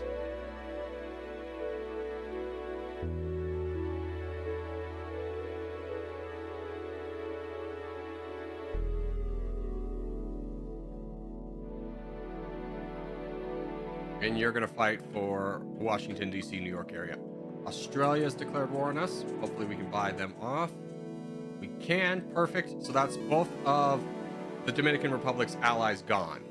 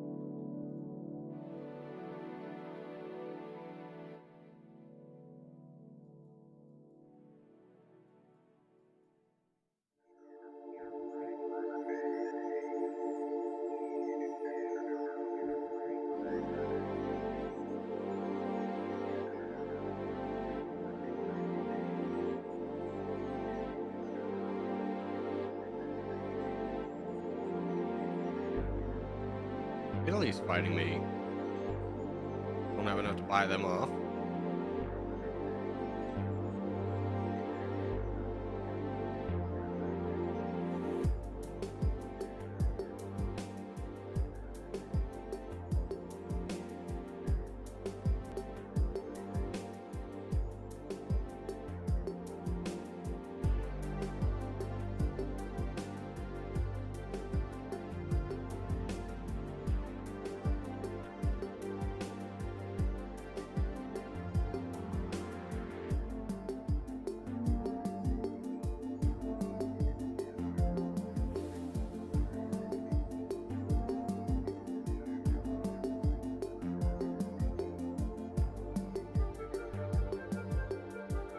Ooh.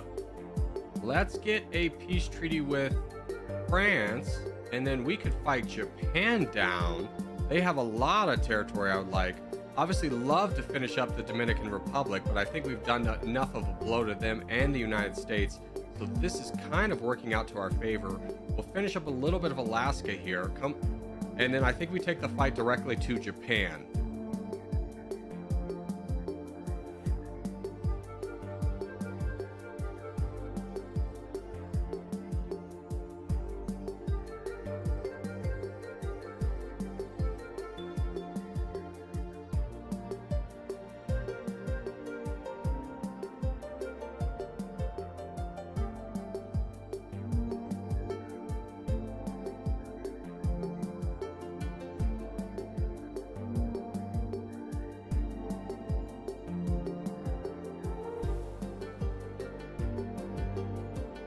Okay, we'll call that good enough. Let's gather everyone, and we're going to get ready to fight Japan. I'll save the money right now. Keep putting money into the Sovereign Wealth Fund. I think we have enough to deal with Japan. They're mostly foot soldiers. Reservists are not that impressive either. Let's declare war on Japan. Over here on their American side, start whittling down their reservists before we go to mainland Japan.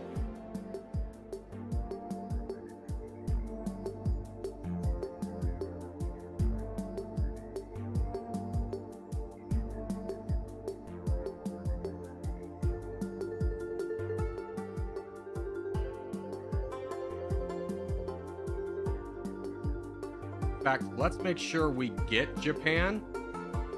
So let's take half our army over here to mainland. We defeated a big chunk of their army, so we don't need to be afraid anymore. Looks like the rest of it's over here anyways.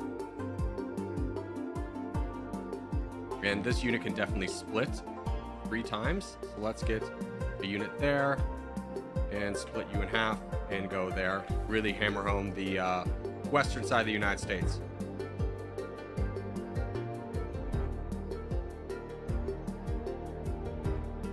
And you just go straight for Tokyo.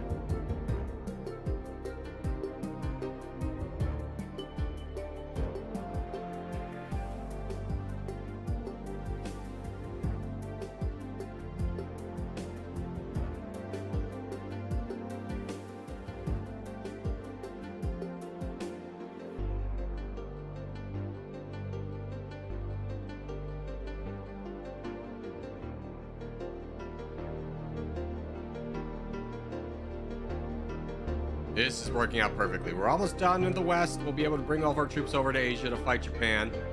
Japan's a little bit everywhere, unfortunately. Shouldn't be too much of a difficult race for us.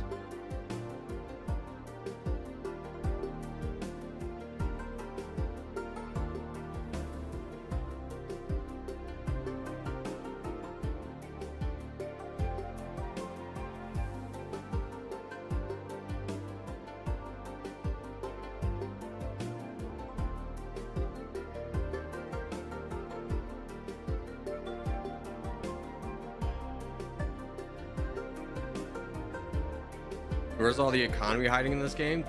It's so split. I mean, India has a lot. Europe still holds a ton. Japan held like 11% themselves. They were in 4th place for this. But I get what you're saying. Yeah, there's a lot of... The economy is very split in this game. In fact, when we start talking about victory, we need 16%. We'll need 10% after this. We could go after France, and we could go after Germany. Germany, we could probably get done. It would involve fighting the entirety of the world. That's why we have Sovereign Wealth Fund. So we'll finish up Japan. I think we turn our eyes to Germany and try and power through that.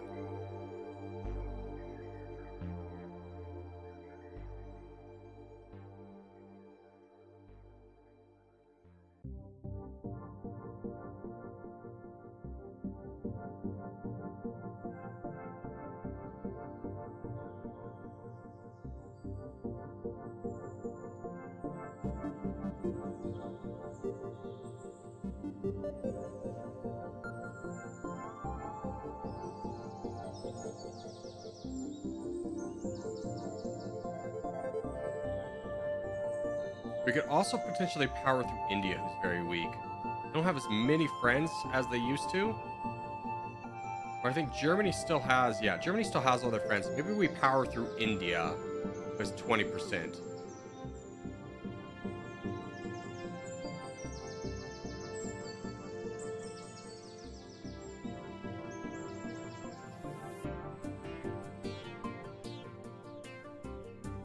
India's actually invading us, cute.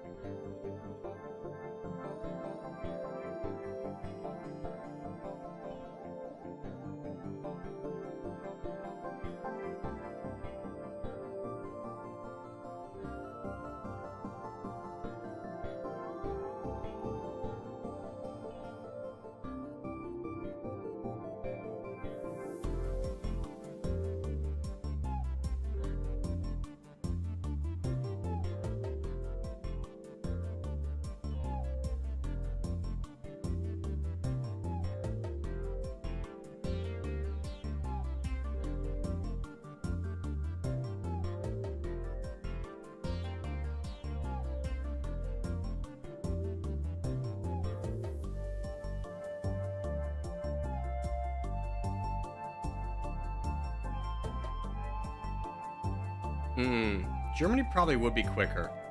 The because we still have that alliance with France, or that non-aggression pact with France for the time being, we could buy out Spain, who's honestly not that strong to begin with. I think, in fact, let's gather the army. Problem with Germany is they're spread out too. India's a little bit more contained and have very little troops. No, I think we stick with our plan to fight India. I think that's enough of Japan. We have a military cooking. Let's gather everyone off the coast of India.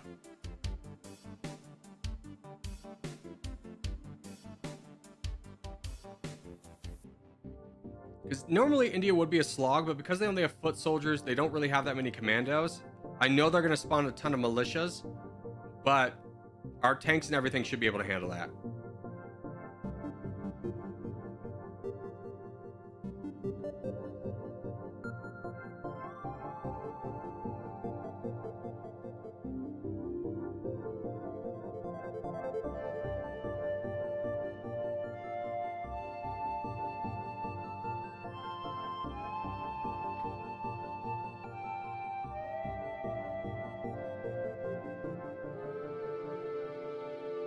In fact, I'm so confident in it, let's just go ahead and start right now. We'll fight him down.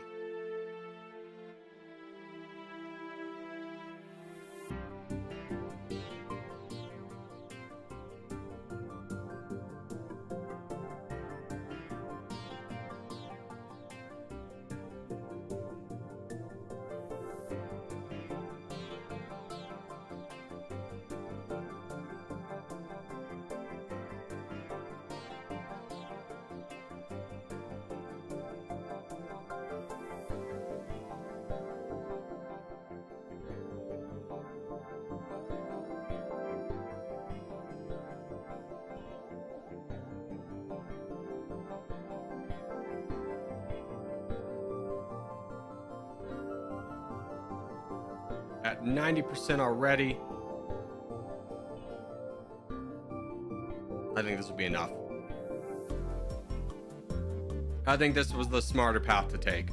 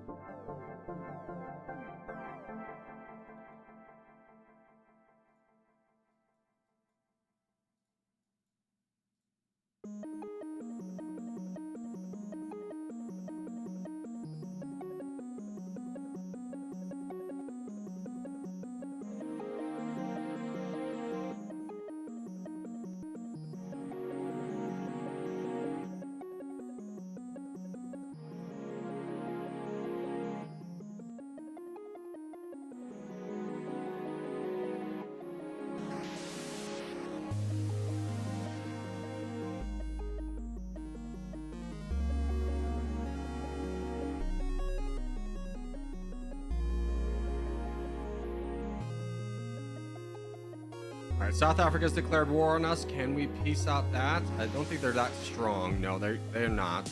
In fact, they're getting attacked. We don't even need to waste the money. We're at 98%. Delhi will do it. Let's get a strong push towards Delhi. Give us Delhi.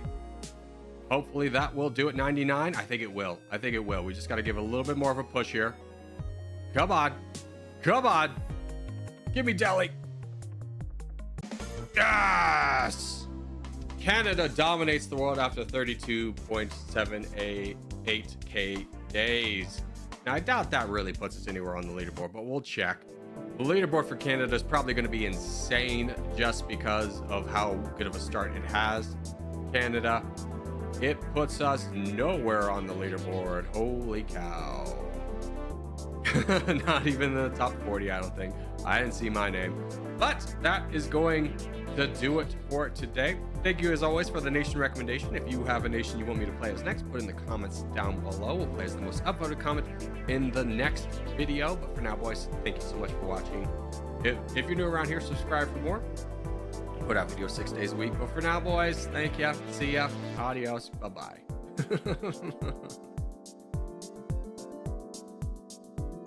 Alrighty. What's up, Chatterinos? Hello. It's your boy. If it's up high, noobs get under 10k on it. Yeah, there's a lot of luck things that can happen. Like, sometimes United States will just fall, like, immediately, and Canada is in great position to grab a lot of that. I think we, like, for a run, a normal run, that run, if we were playing as a different country, probably would have been a world record, just not as Canada. It gets tough for that. But as promised, we are going to do a game, a single game, because my my mouse is blinking, saying that it's about to die, of multiplayer.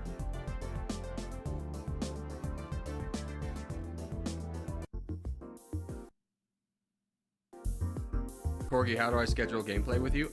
Kadan, you're not an executive producer. You have to be an executive producer to do that.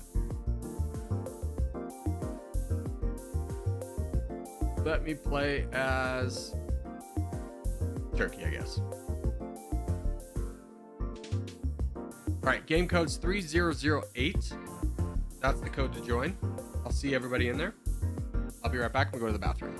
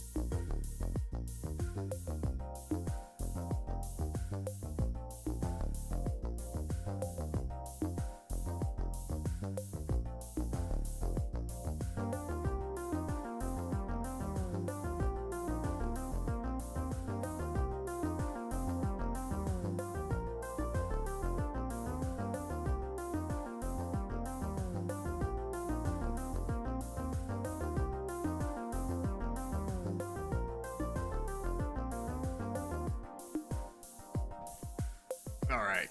I don't think we have anyone in the top 10. Perfect.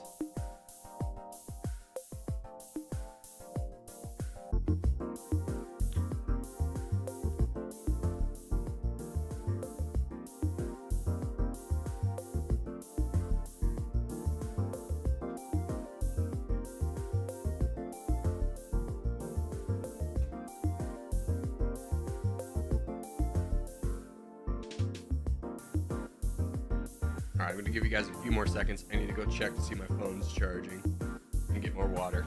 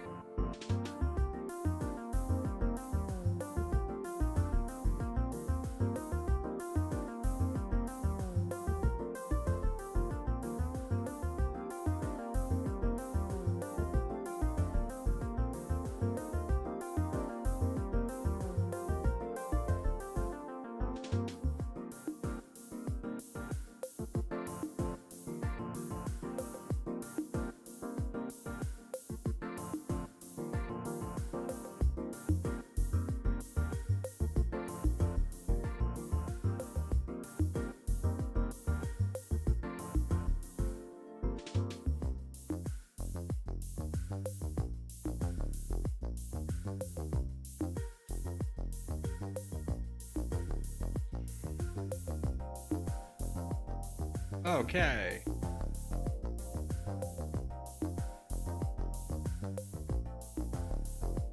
Yeah, I can't beat China. Gotta pick somebody else. Germany's in the top 10.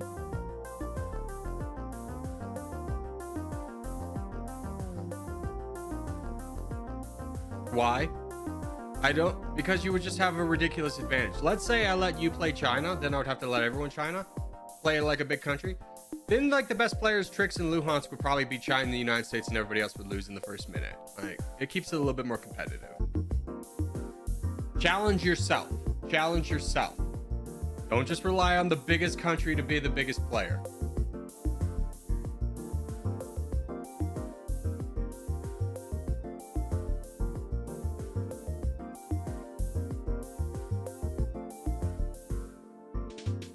I won't attack you. Yeah, I'm just telling you, you're not gonna play.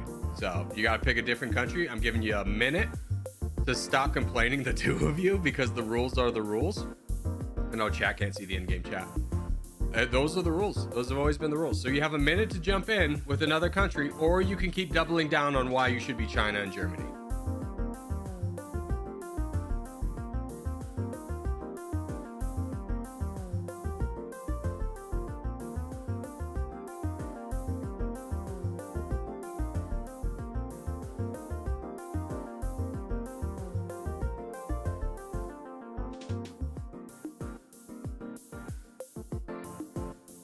I'm bringing the Mongol Empire back. Good luck to you.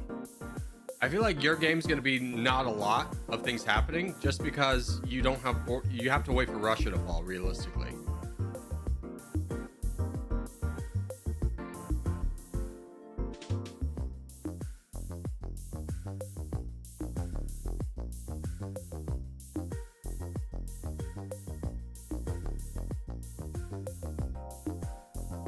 Yeah, you can't beat China either. All right, I've given everyone time. They just wanted to complain. So this is for players only. This is locked permanently. This is locked permanently. This is locked permanently. All right, let's roll. Good luck, everyone. I'm Turkey.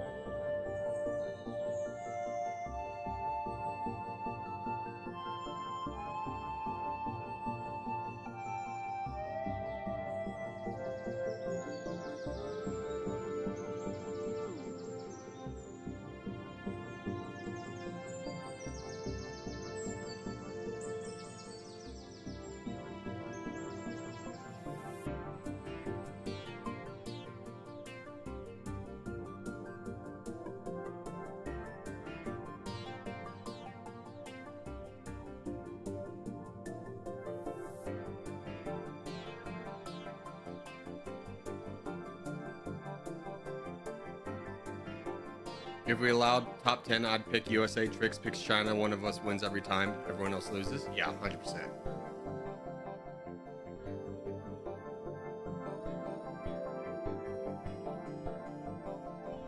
Dude, are you going straight for Palestine?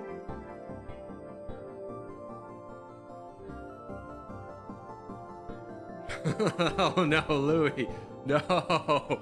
No, the Arab League. No.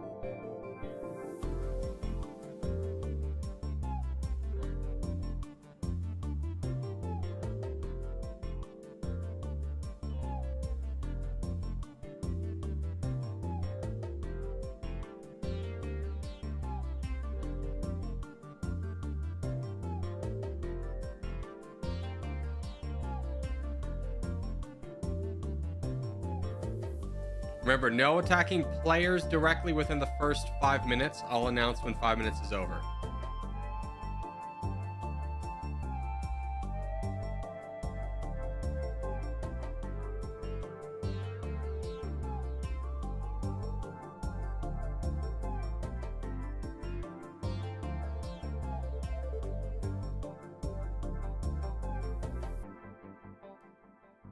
Bruh, I was trying, it didn't give it to me. Yeah, I kicked you and we had a whole discussion in chat about it. I don't know why you're still acting shocked.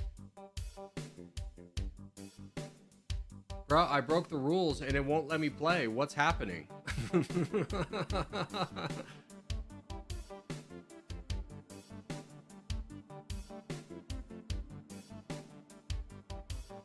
Azerbaijan, will you please stop spawning troops for a second here? Holy cow.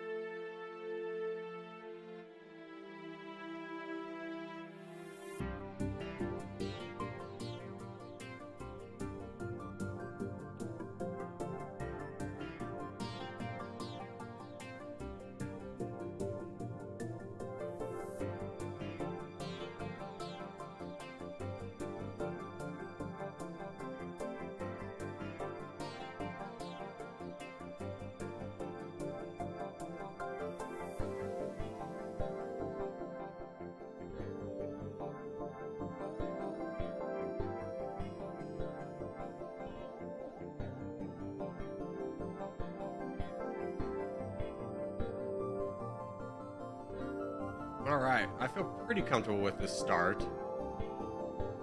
Just gotta see if Ukraine fell to Russia. I don't know why in multiplayer, Ukraine seemingly never falls to Russia. But when you play in single player, it's like the first thing Russia does every time. No, Corgi, I needed that. I'm so sorry. I needs it too. I needs to lower my GDP per capita even more.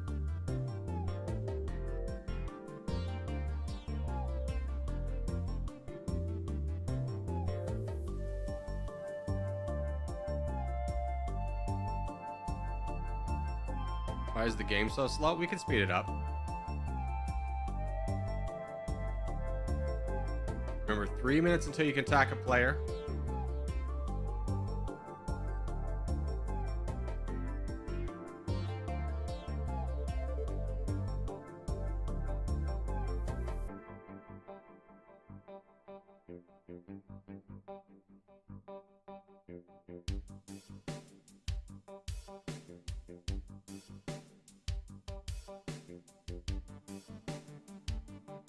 Hooray!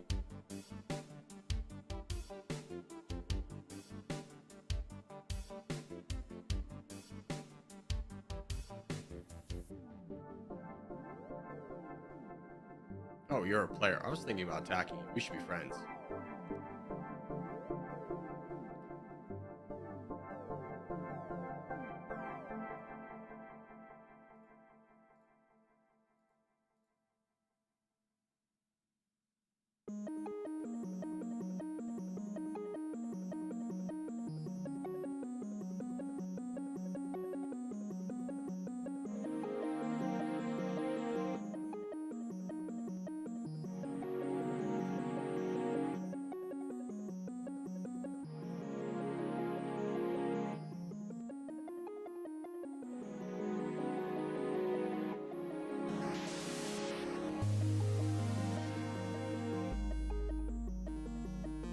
Spain's off to a good start. Good job, Shay.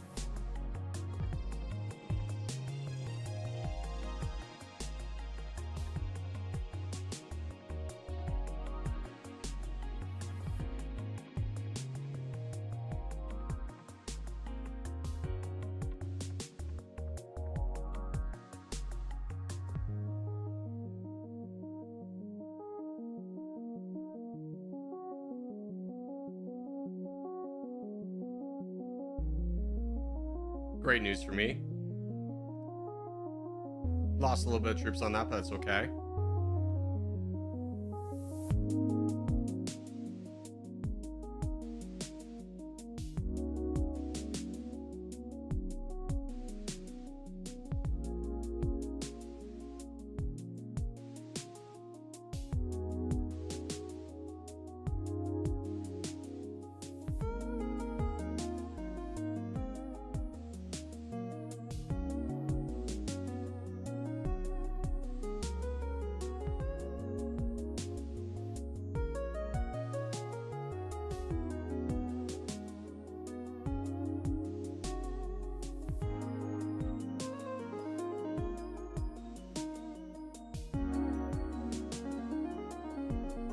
Mexico got a great angle on this.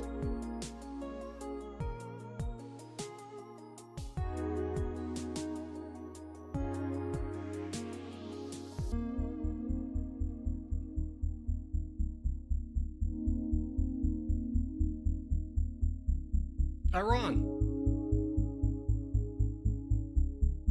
Be my friend so you stop wasting on my reservists.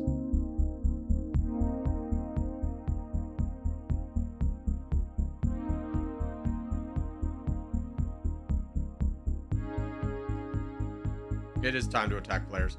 But you're attacking me. Be my friend.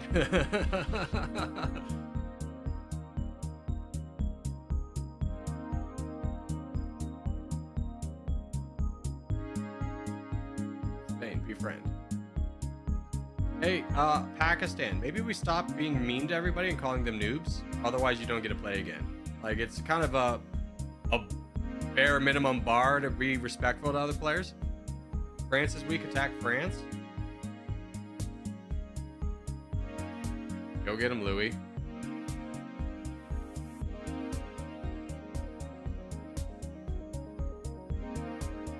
I'm pretty weak myself. I only have like 11 million.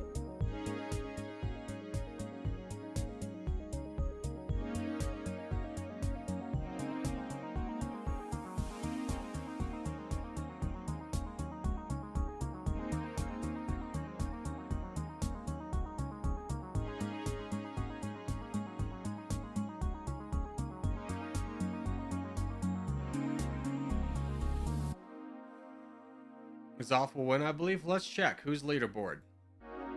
We have Luhansk in first. That's pretty much a given. Because Italy starts in first. Or basically, like, they really can't be defeated. Is anyone Canada? No. I'm in second. Spain's in third.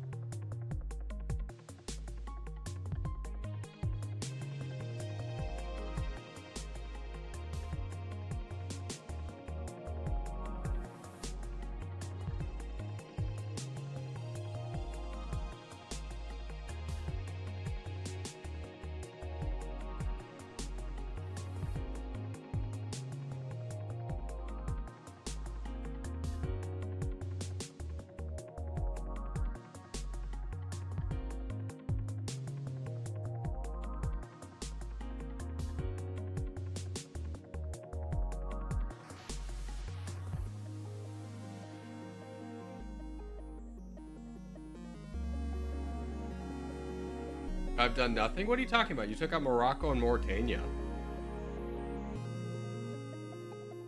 Italy just kind of starts off as like, I think it's the strongest nation you can play with our top 10 rule.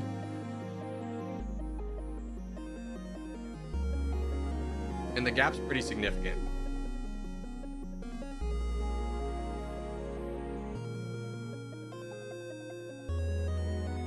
Alright, let's just ban you. Inappropriate language. Like, keep this hidden. He's mad because he's getting invaded by the United States.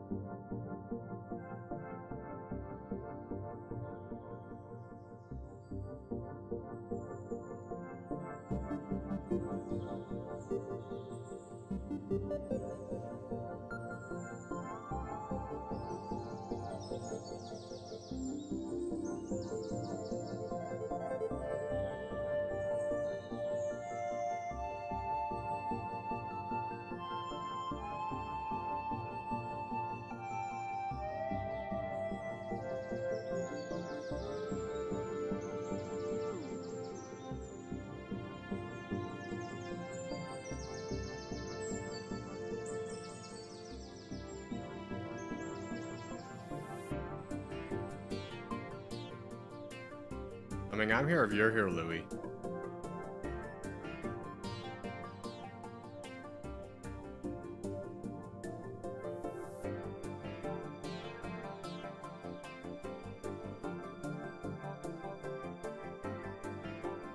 Come on, Louis. Show us what you got.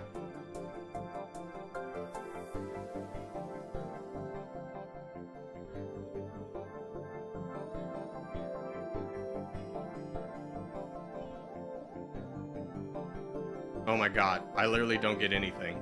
Go home. What a disappointment. All because I went first. They're just ignoring everybody else. I was the only European power to be noticed. Damn. Spain didn't get attacked at all. Italy, did you get attacked? Nope. That's lame.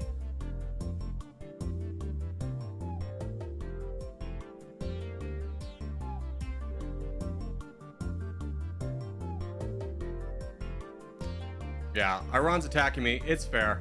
It's a fair play. Although I don't think you should be doing it because you don't have the military.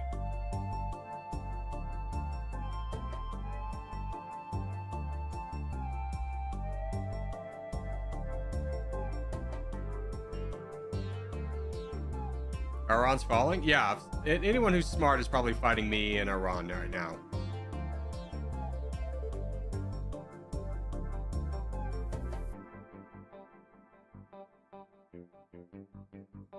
Yeah, it's my game. Damn, dude. Here I am, part of the EU, friending everybody and just getting blitzed through. You know what really caused everyone to hate me? Was I noticed I lost a lot of my alliances when I befriended Mexico. I probably shouldn't have done that. Turkey isn't in the EU? Ah, fuck it. I swear to God they are. No, they're in NATO, aren't they? Damn it. Oh, well. Mission failed. We'll get him next time.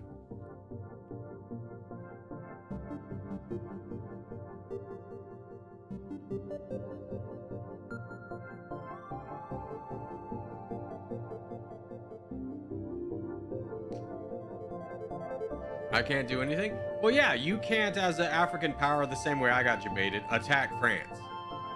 You had plenty of opportunity to wrap up things over here.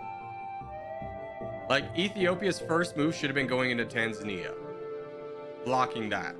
And then you grab Kenya, or then you grab, like, Rwanda, Burundi, Malawi. Your GDP per capita goes to the floor. You get such heavy population, you recruit foot soldiers for the rest of the day. Easy peasy. What's up, Big Horkers? What's up, British Syrup? How are you?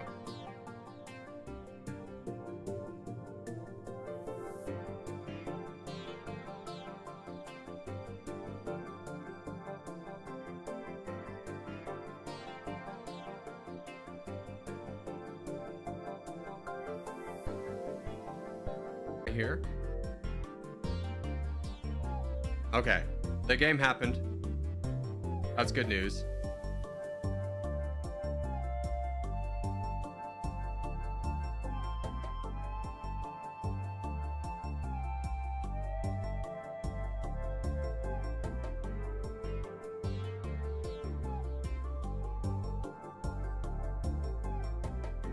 Target, sorry for attacking you. Oh no.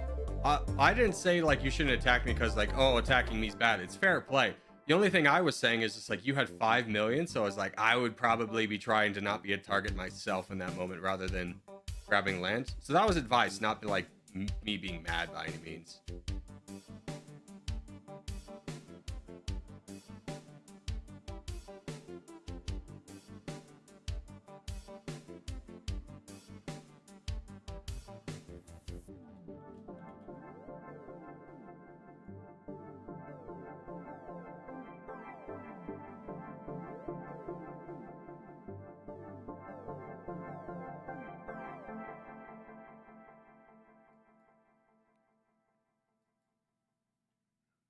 I exist. Don't hurt me.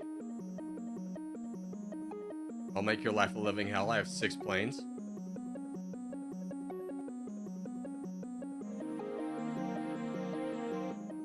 Damn.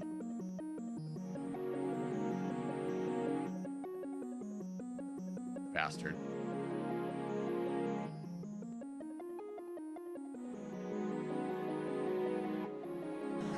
All right, so now our leaderboard is Spain's in first place, Italy's second, South Korea's third, with a South Africa coming up from behind.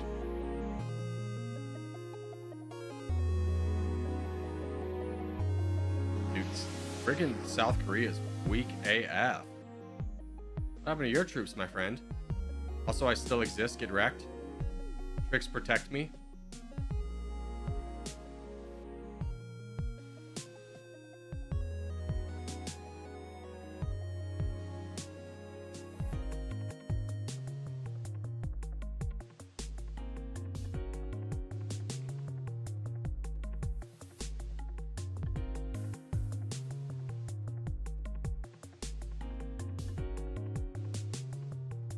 Where do we send territory replays?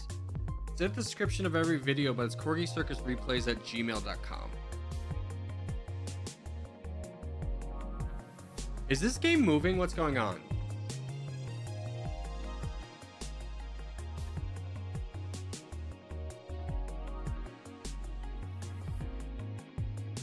Yeah, it's moving. Okay.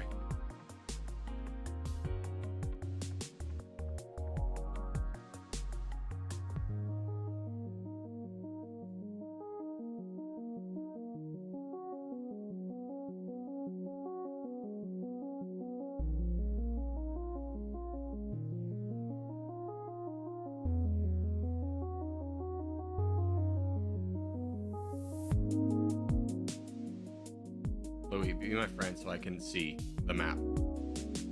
Corgi, if only you left Kazakh alone. No, the thing I shouldn't have done is attack France.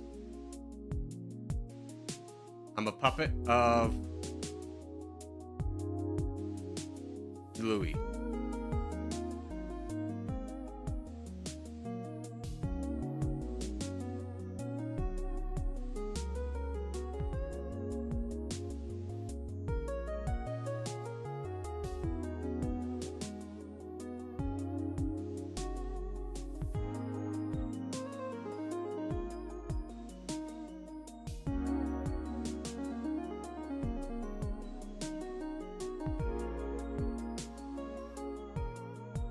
Am I not a puppet of Louis? No, I'm not. Louis, you released me instead of making me a puppet? Oh, maybe you didn't see I had land down here and you thought I was gone. Oh, no.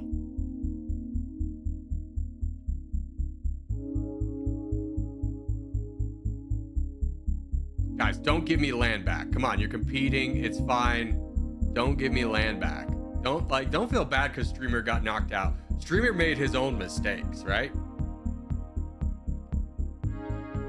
No, I released you. Yeah, and that's what I'm saying is like, no, keep the land.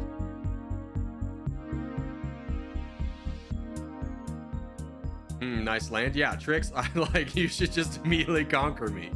Like, I don't know what everyone's thinking. Like, if you're not heading up here right now to mow me down, I don't think you win this game.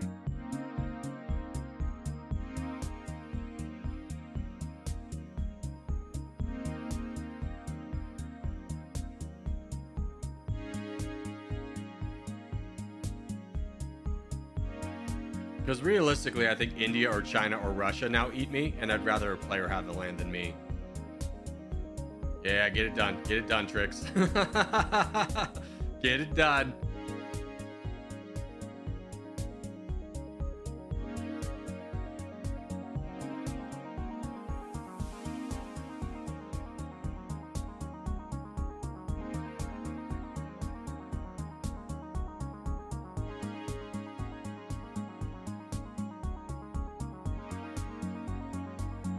I need y'all to attack Russia. I'm having the time of my life.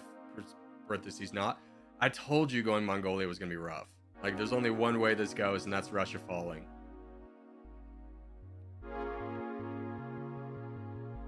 I tried to warn thee.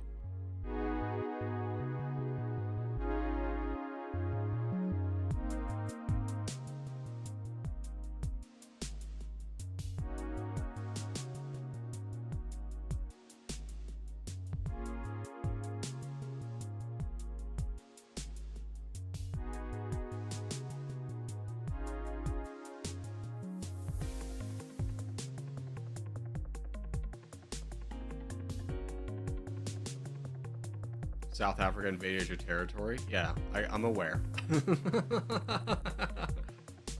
I'd much rather go into the hands of a player than the AI come and just destroying me.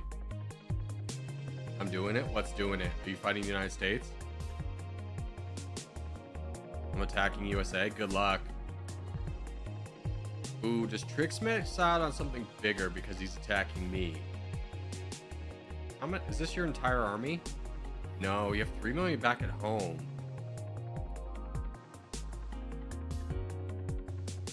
Damn you, South Korea. Dude, you don't got much of a military yourself.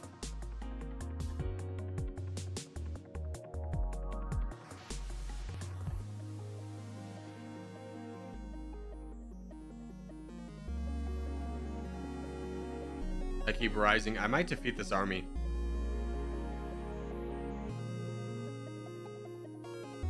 USA doesn't have much? What are you talking about? They have 34 million and 17 million reservists.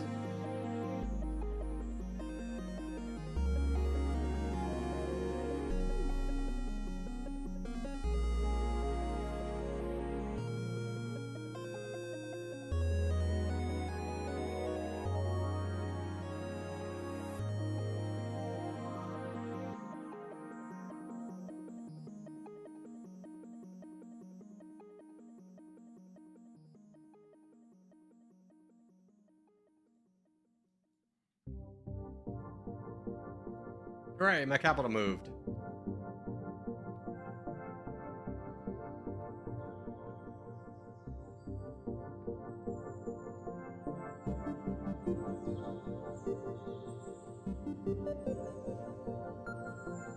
Oh.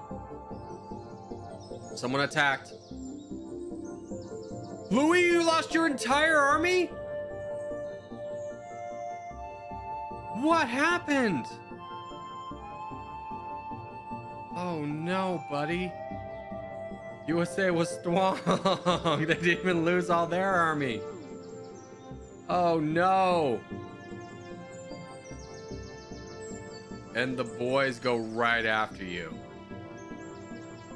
Here comes Spain and France. Oh, join me on the bench, buddy.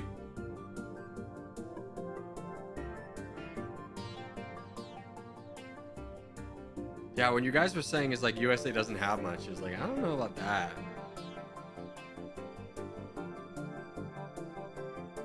What's the name of the game? This is Dummynation.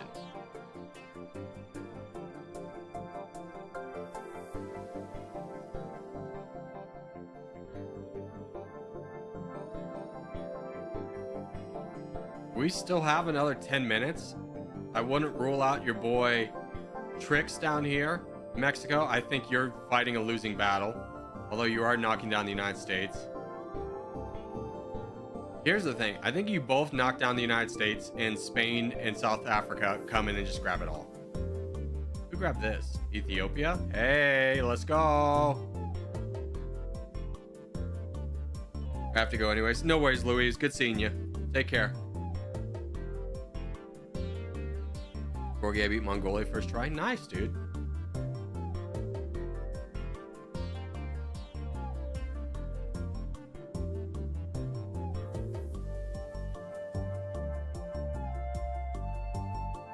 All right, status update. We have Spain's in first, South Africa's in second, South Korea's in third. Ooh, how the mighty have fallen. That might change though if Mexico gets some of America. South Korea's there too. But Ukraine came to America's defense. The irony. Trix did grab some of northern Italy. That's always a good one to grab.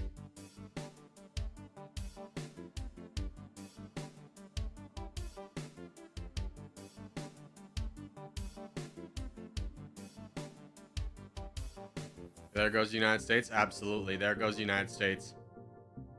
Give me a tank. Yeah.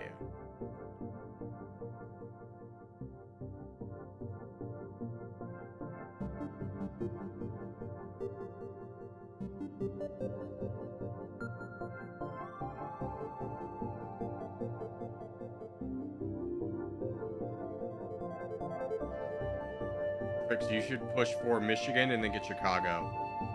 Ignore Ohio and Pennsylvania. There's nothing for you.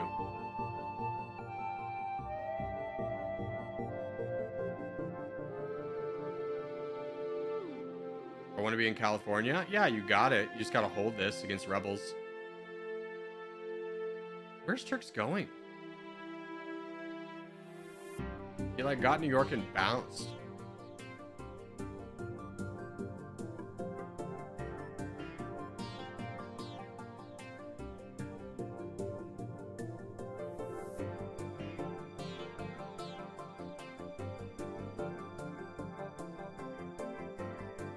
Ah, Pakistan found a way in. Mexico left a little bit of a bridge.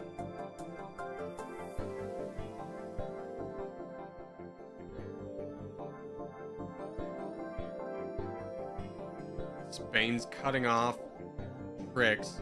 The worst case scenario, he can go down and grab Florida. Florida's still up for grabs. This is not really worth fighting for. Were you fighting Canada? Like, your army just disappeared.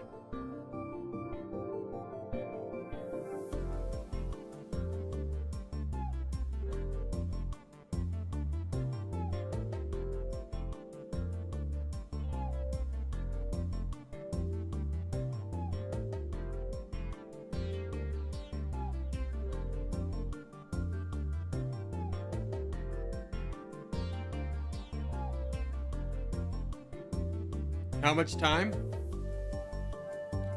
6 minutes. 6 minutes.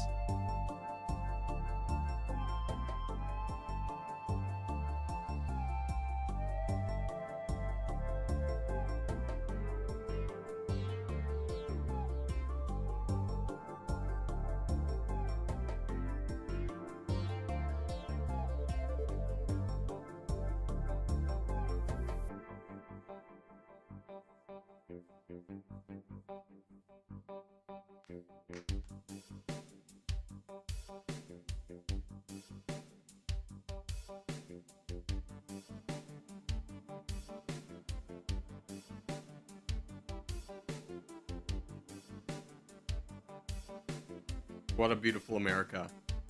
Anyone grabbed Hawaii? Hawaii, Alaska still on the board. America didn't do too much expanding. Chile's available as well. Chile, Argentina, Bolivia.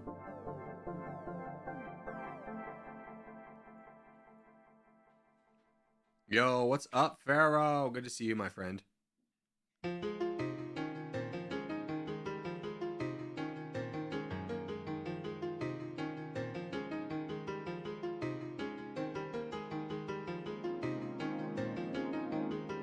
Oh, Pakistan's fighting Spain. Spain's down to 17 million. How strong is Pakistan? 27 million. Oh no. Here comes the big battle though. Trix has snuck away. I think I know where he's going.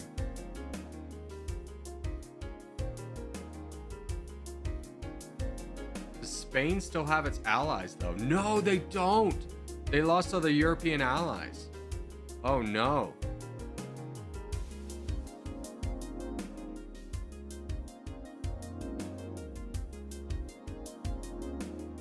Our leaderboard's getting shaken up. I mean, right now we have Spain, South Africa, Pakistan, 1, 2, 3.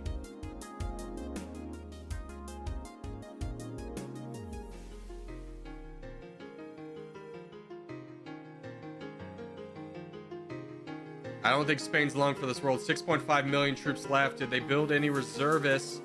No, they did not prioritize reservists at all.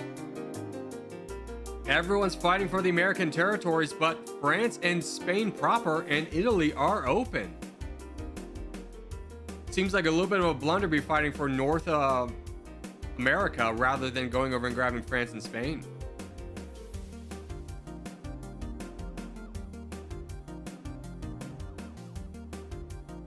There's little Ethiopia.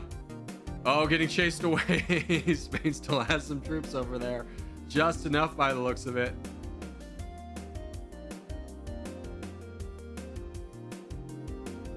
Here comes Pakistan, though. Oh, this could be the death blow. This could be the win here.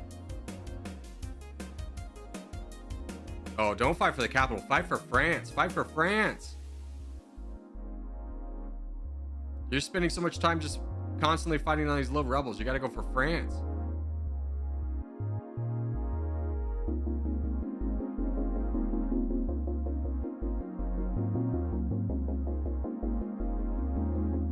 When does the game end? 3 minutes.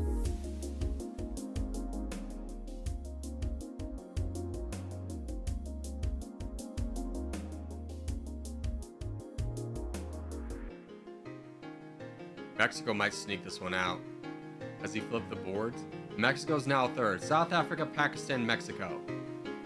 I can't believe Trix got so little of the United States, but is still in third place.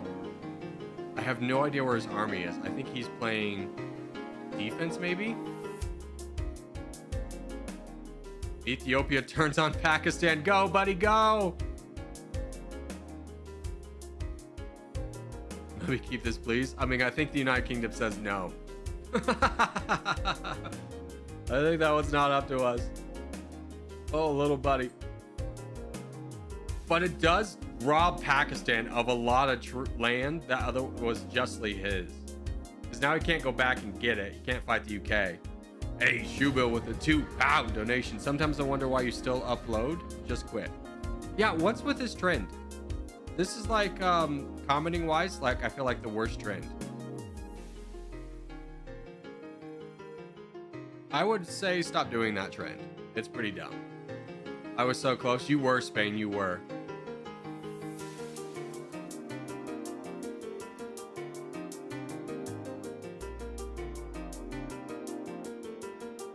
Pakistan's still going after a little bit of America. Ooh, and Mexico grabs this little bit extra of France that was left over.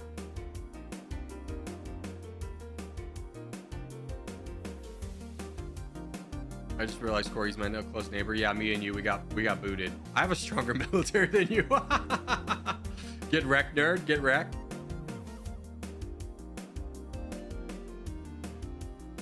Sorry, our refund. Yeah, good luck with you too, buddy.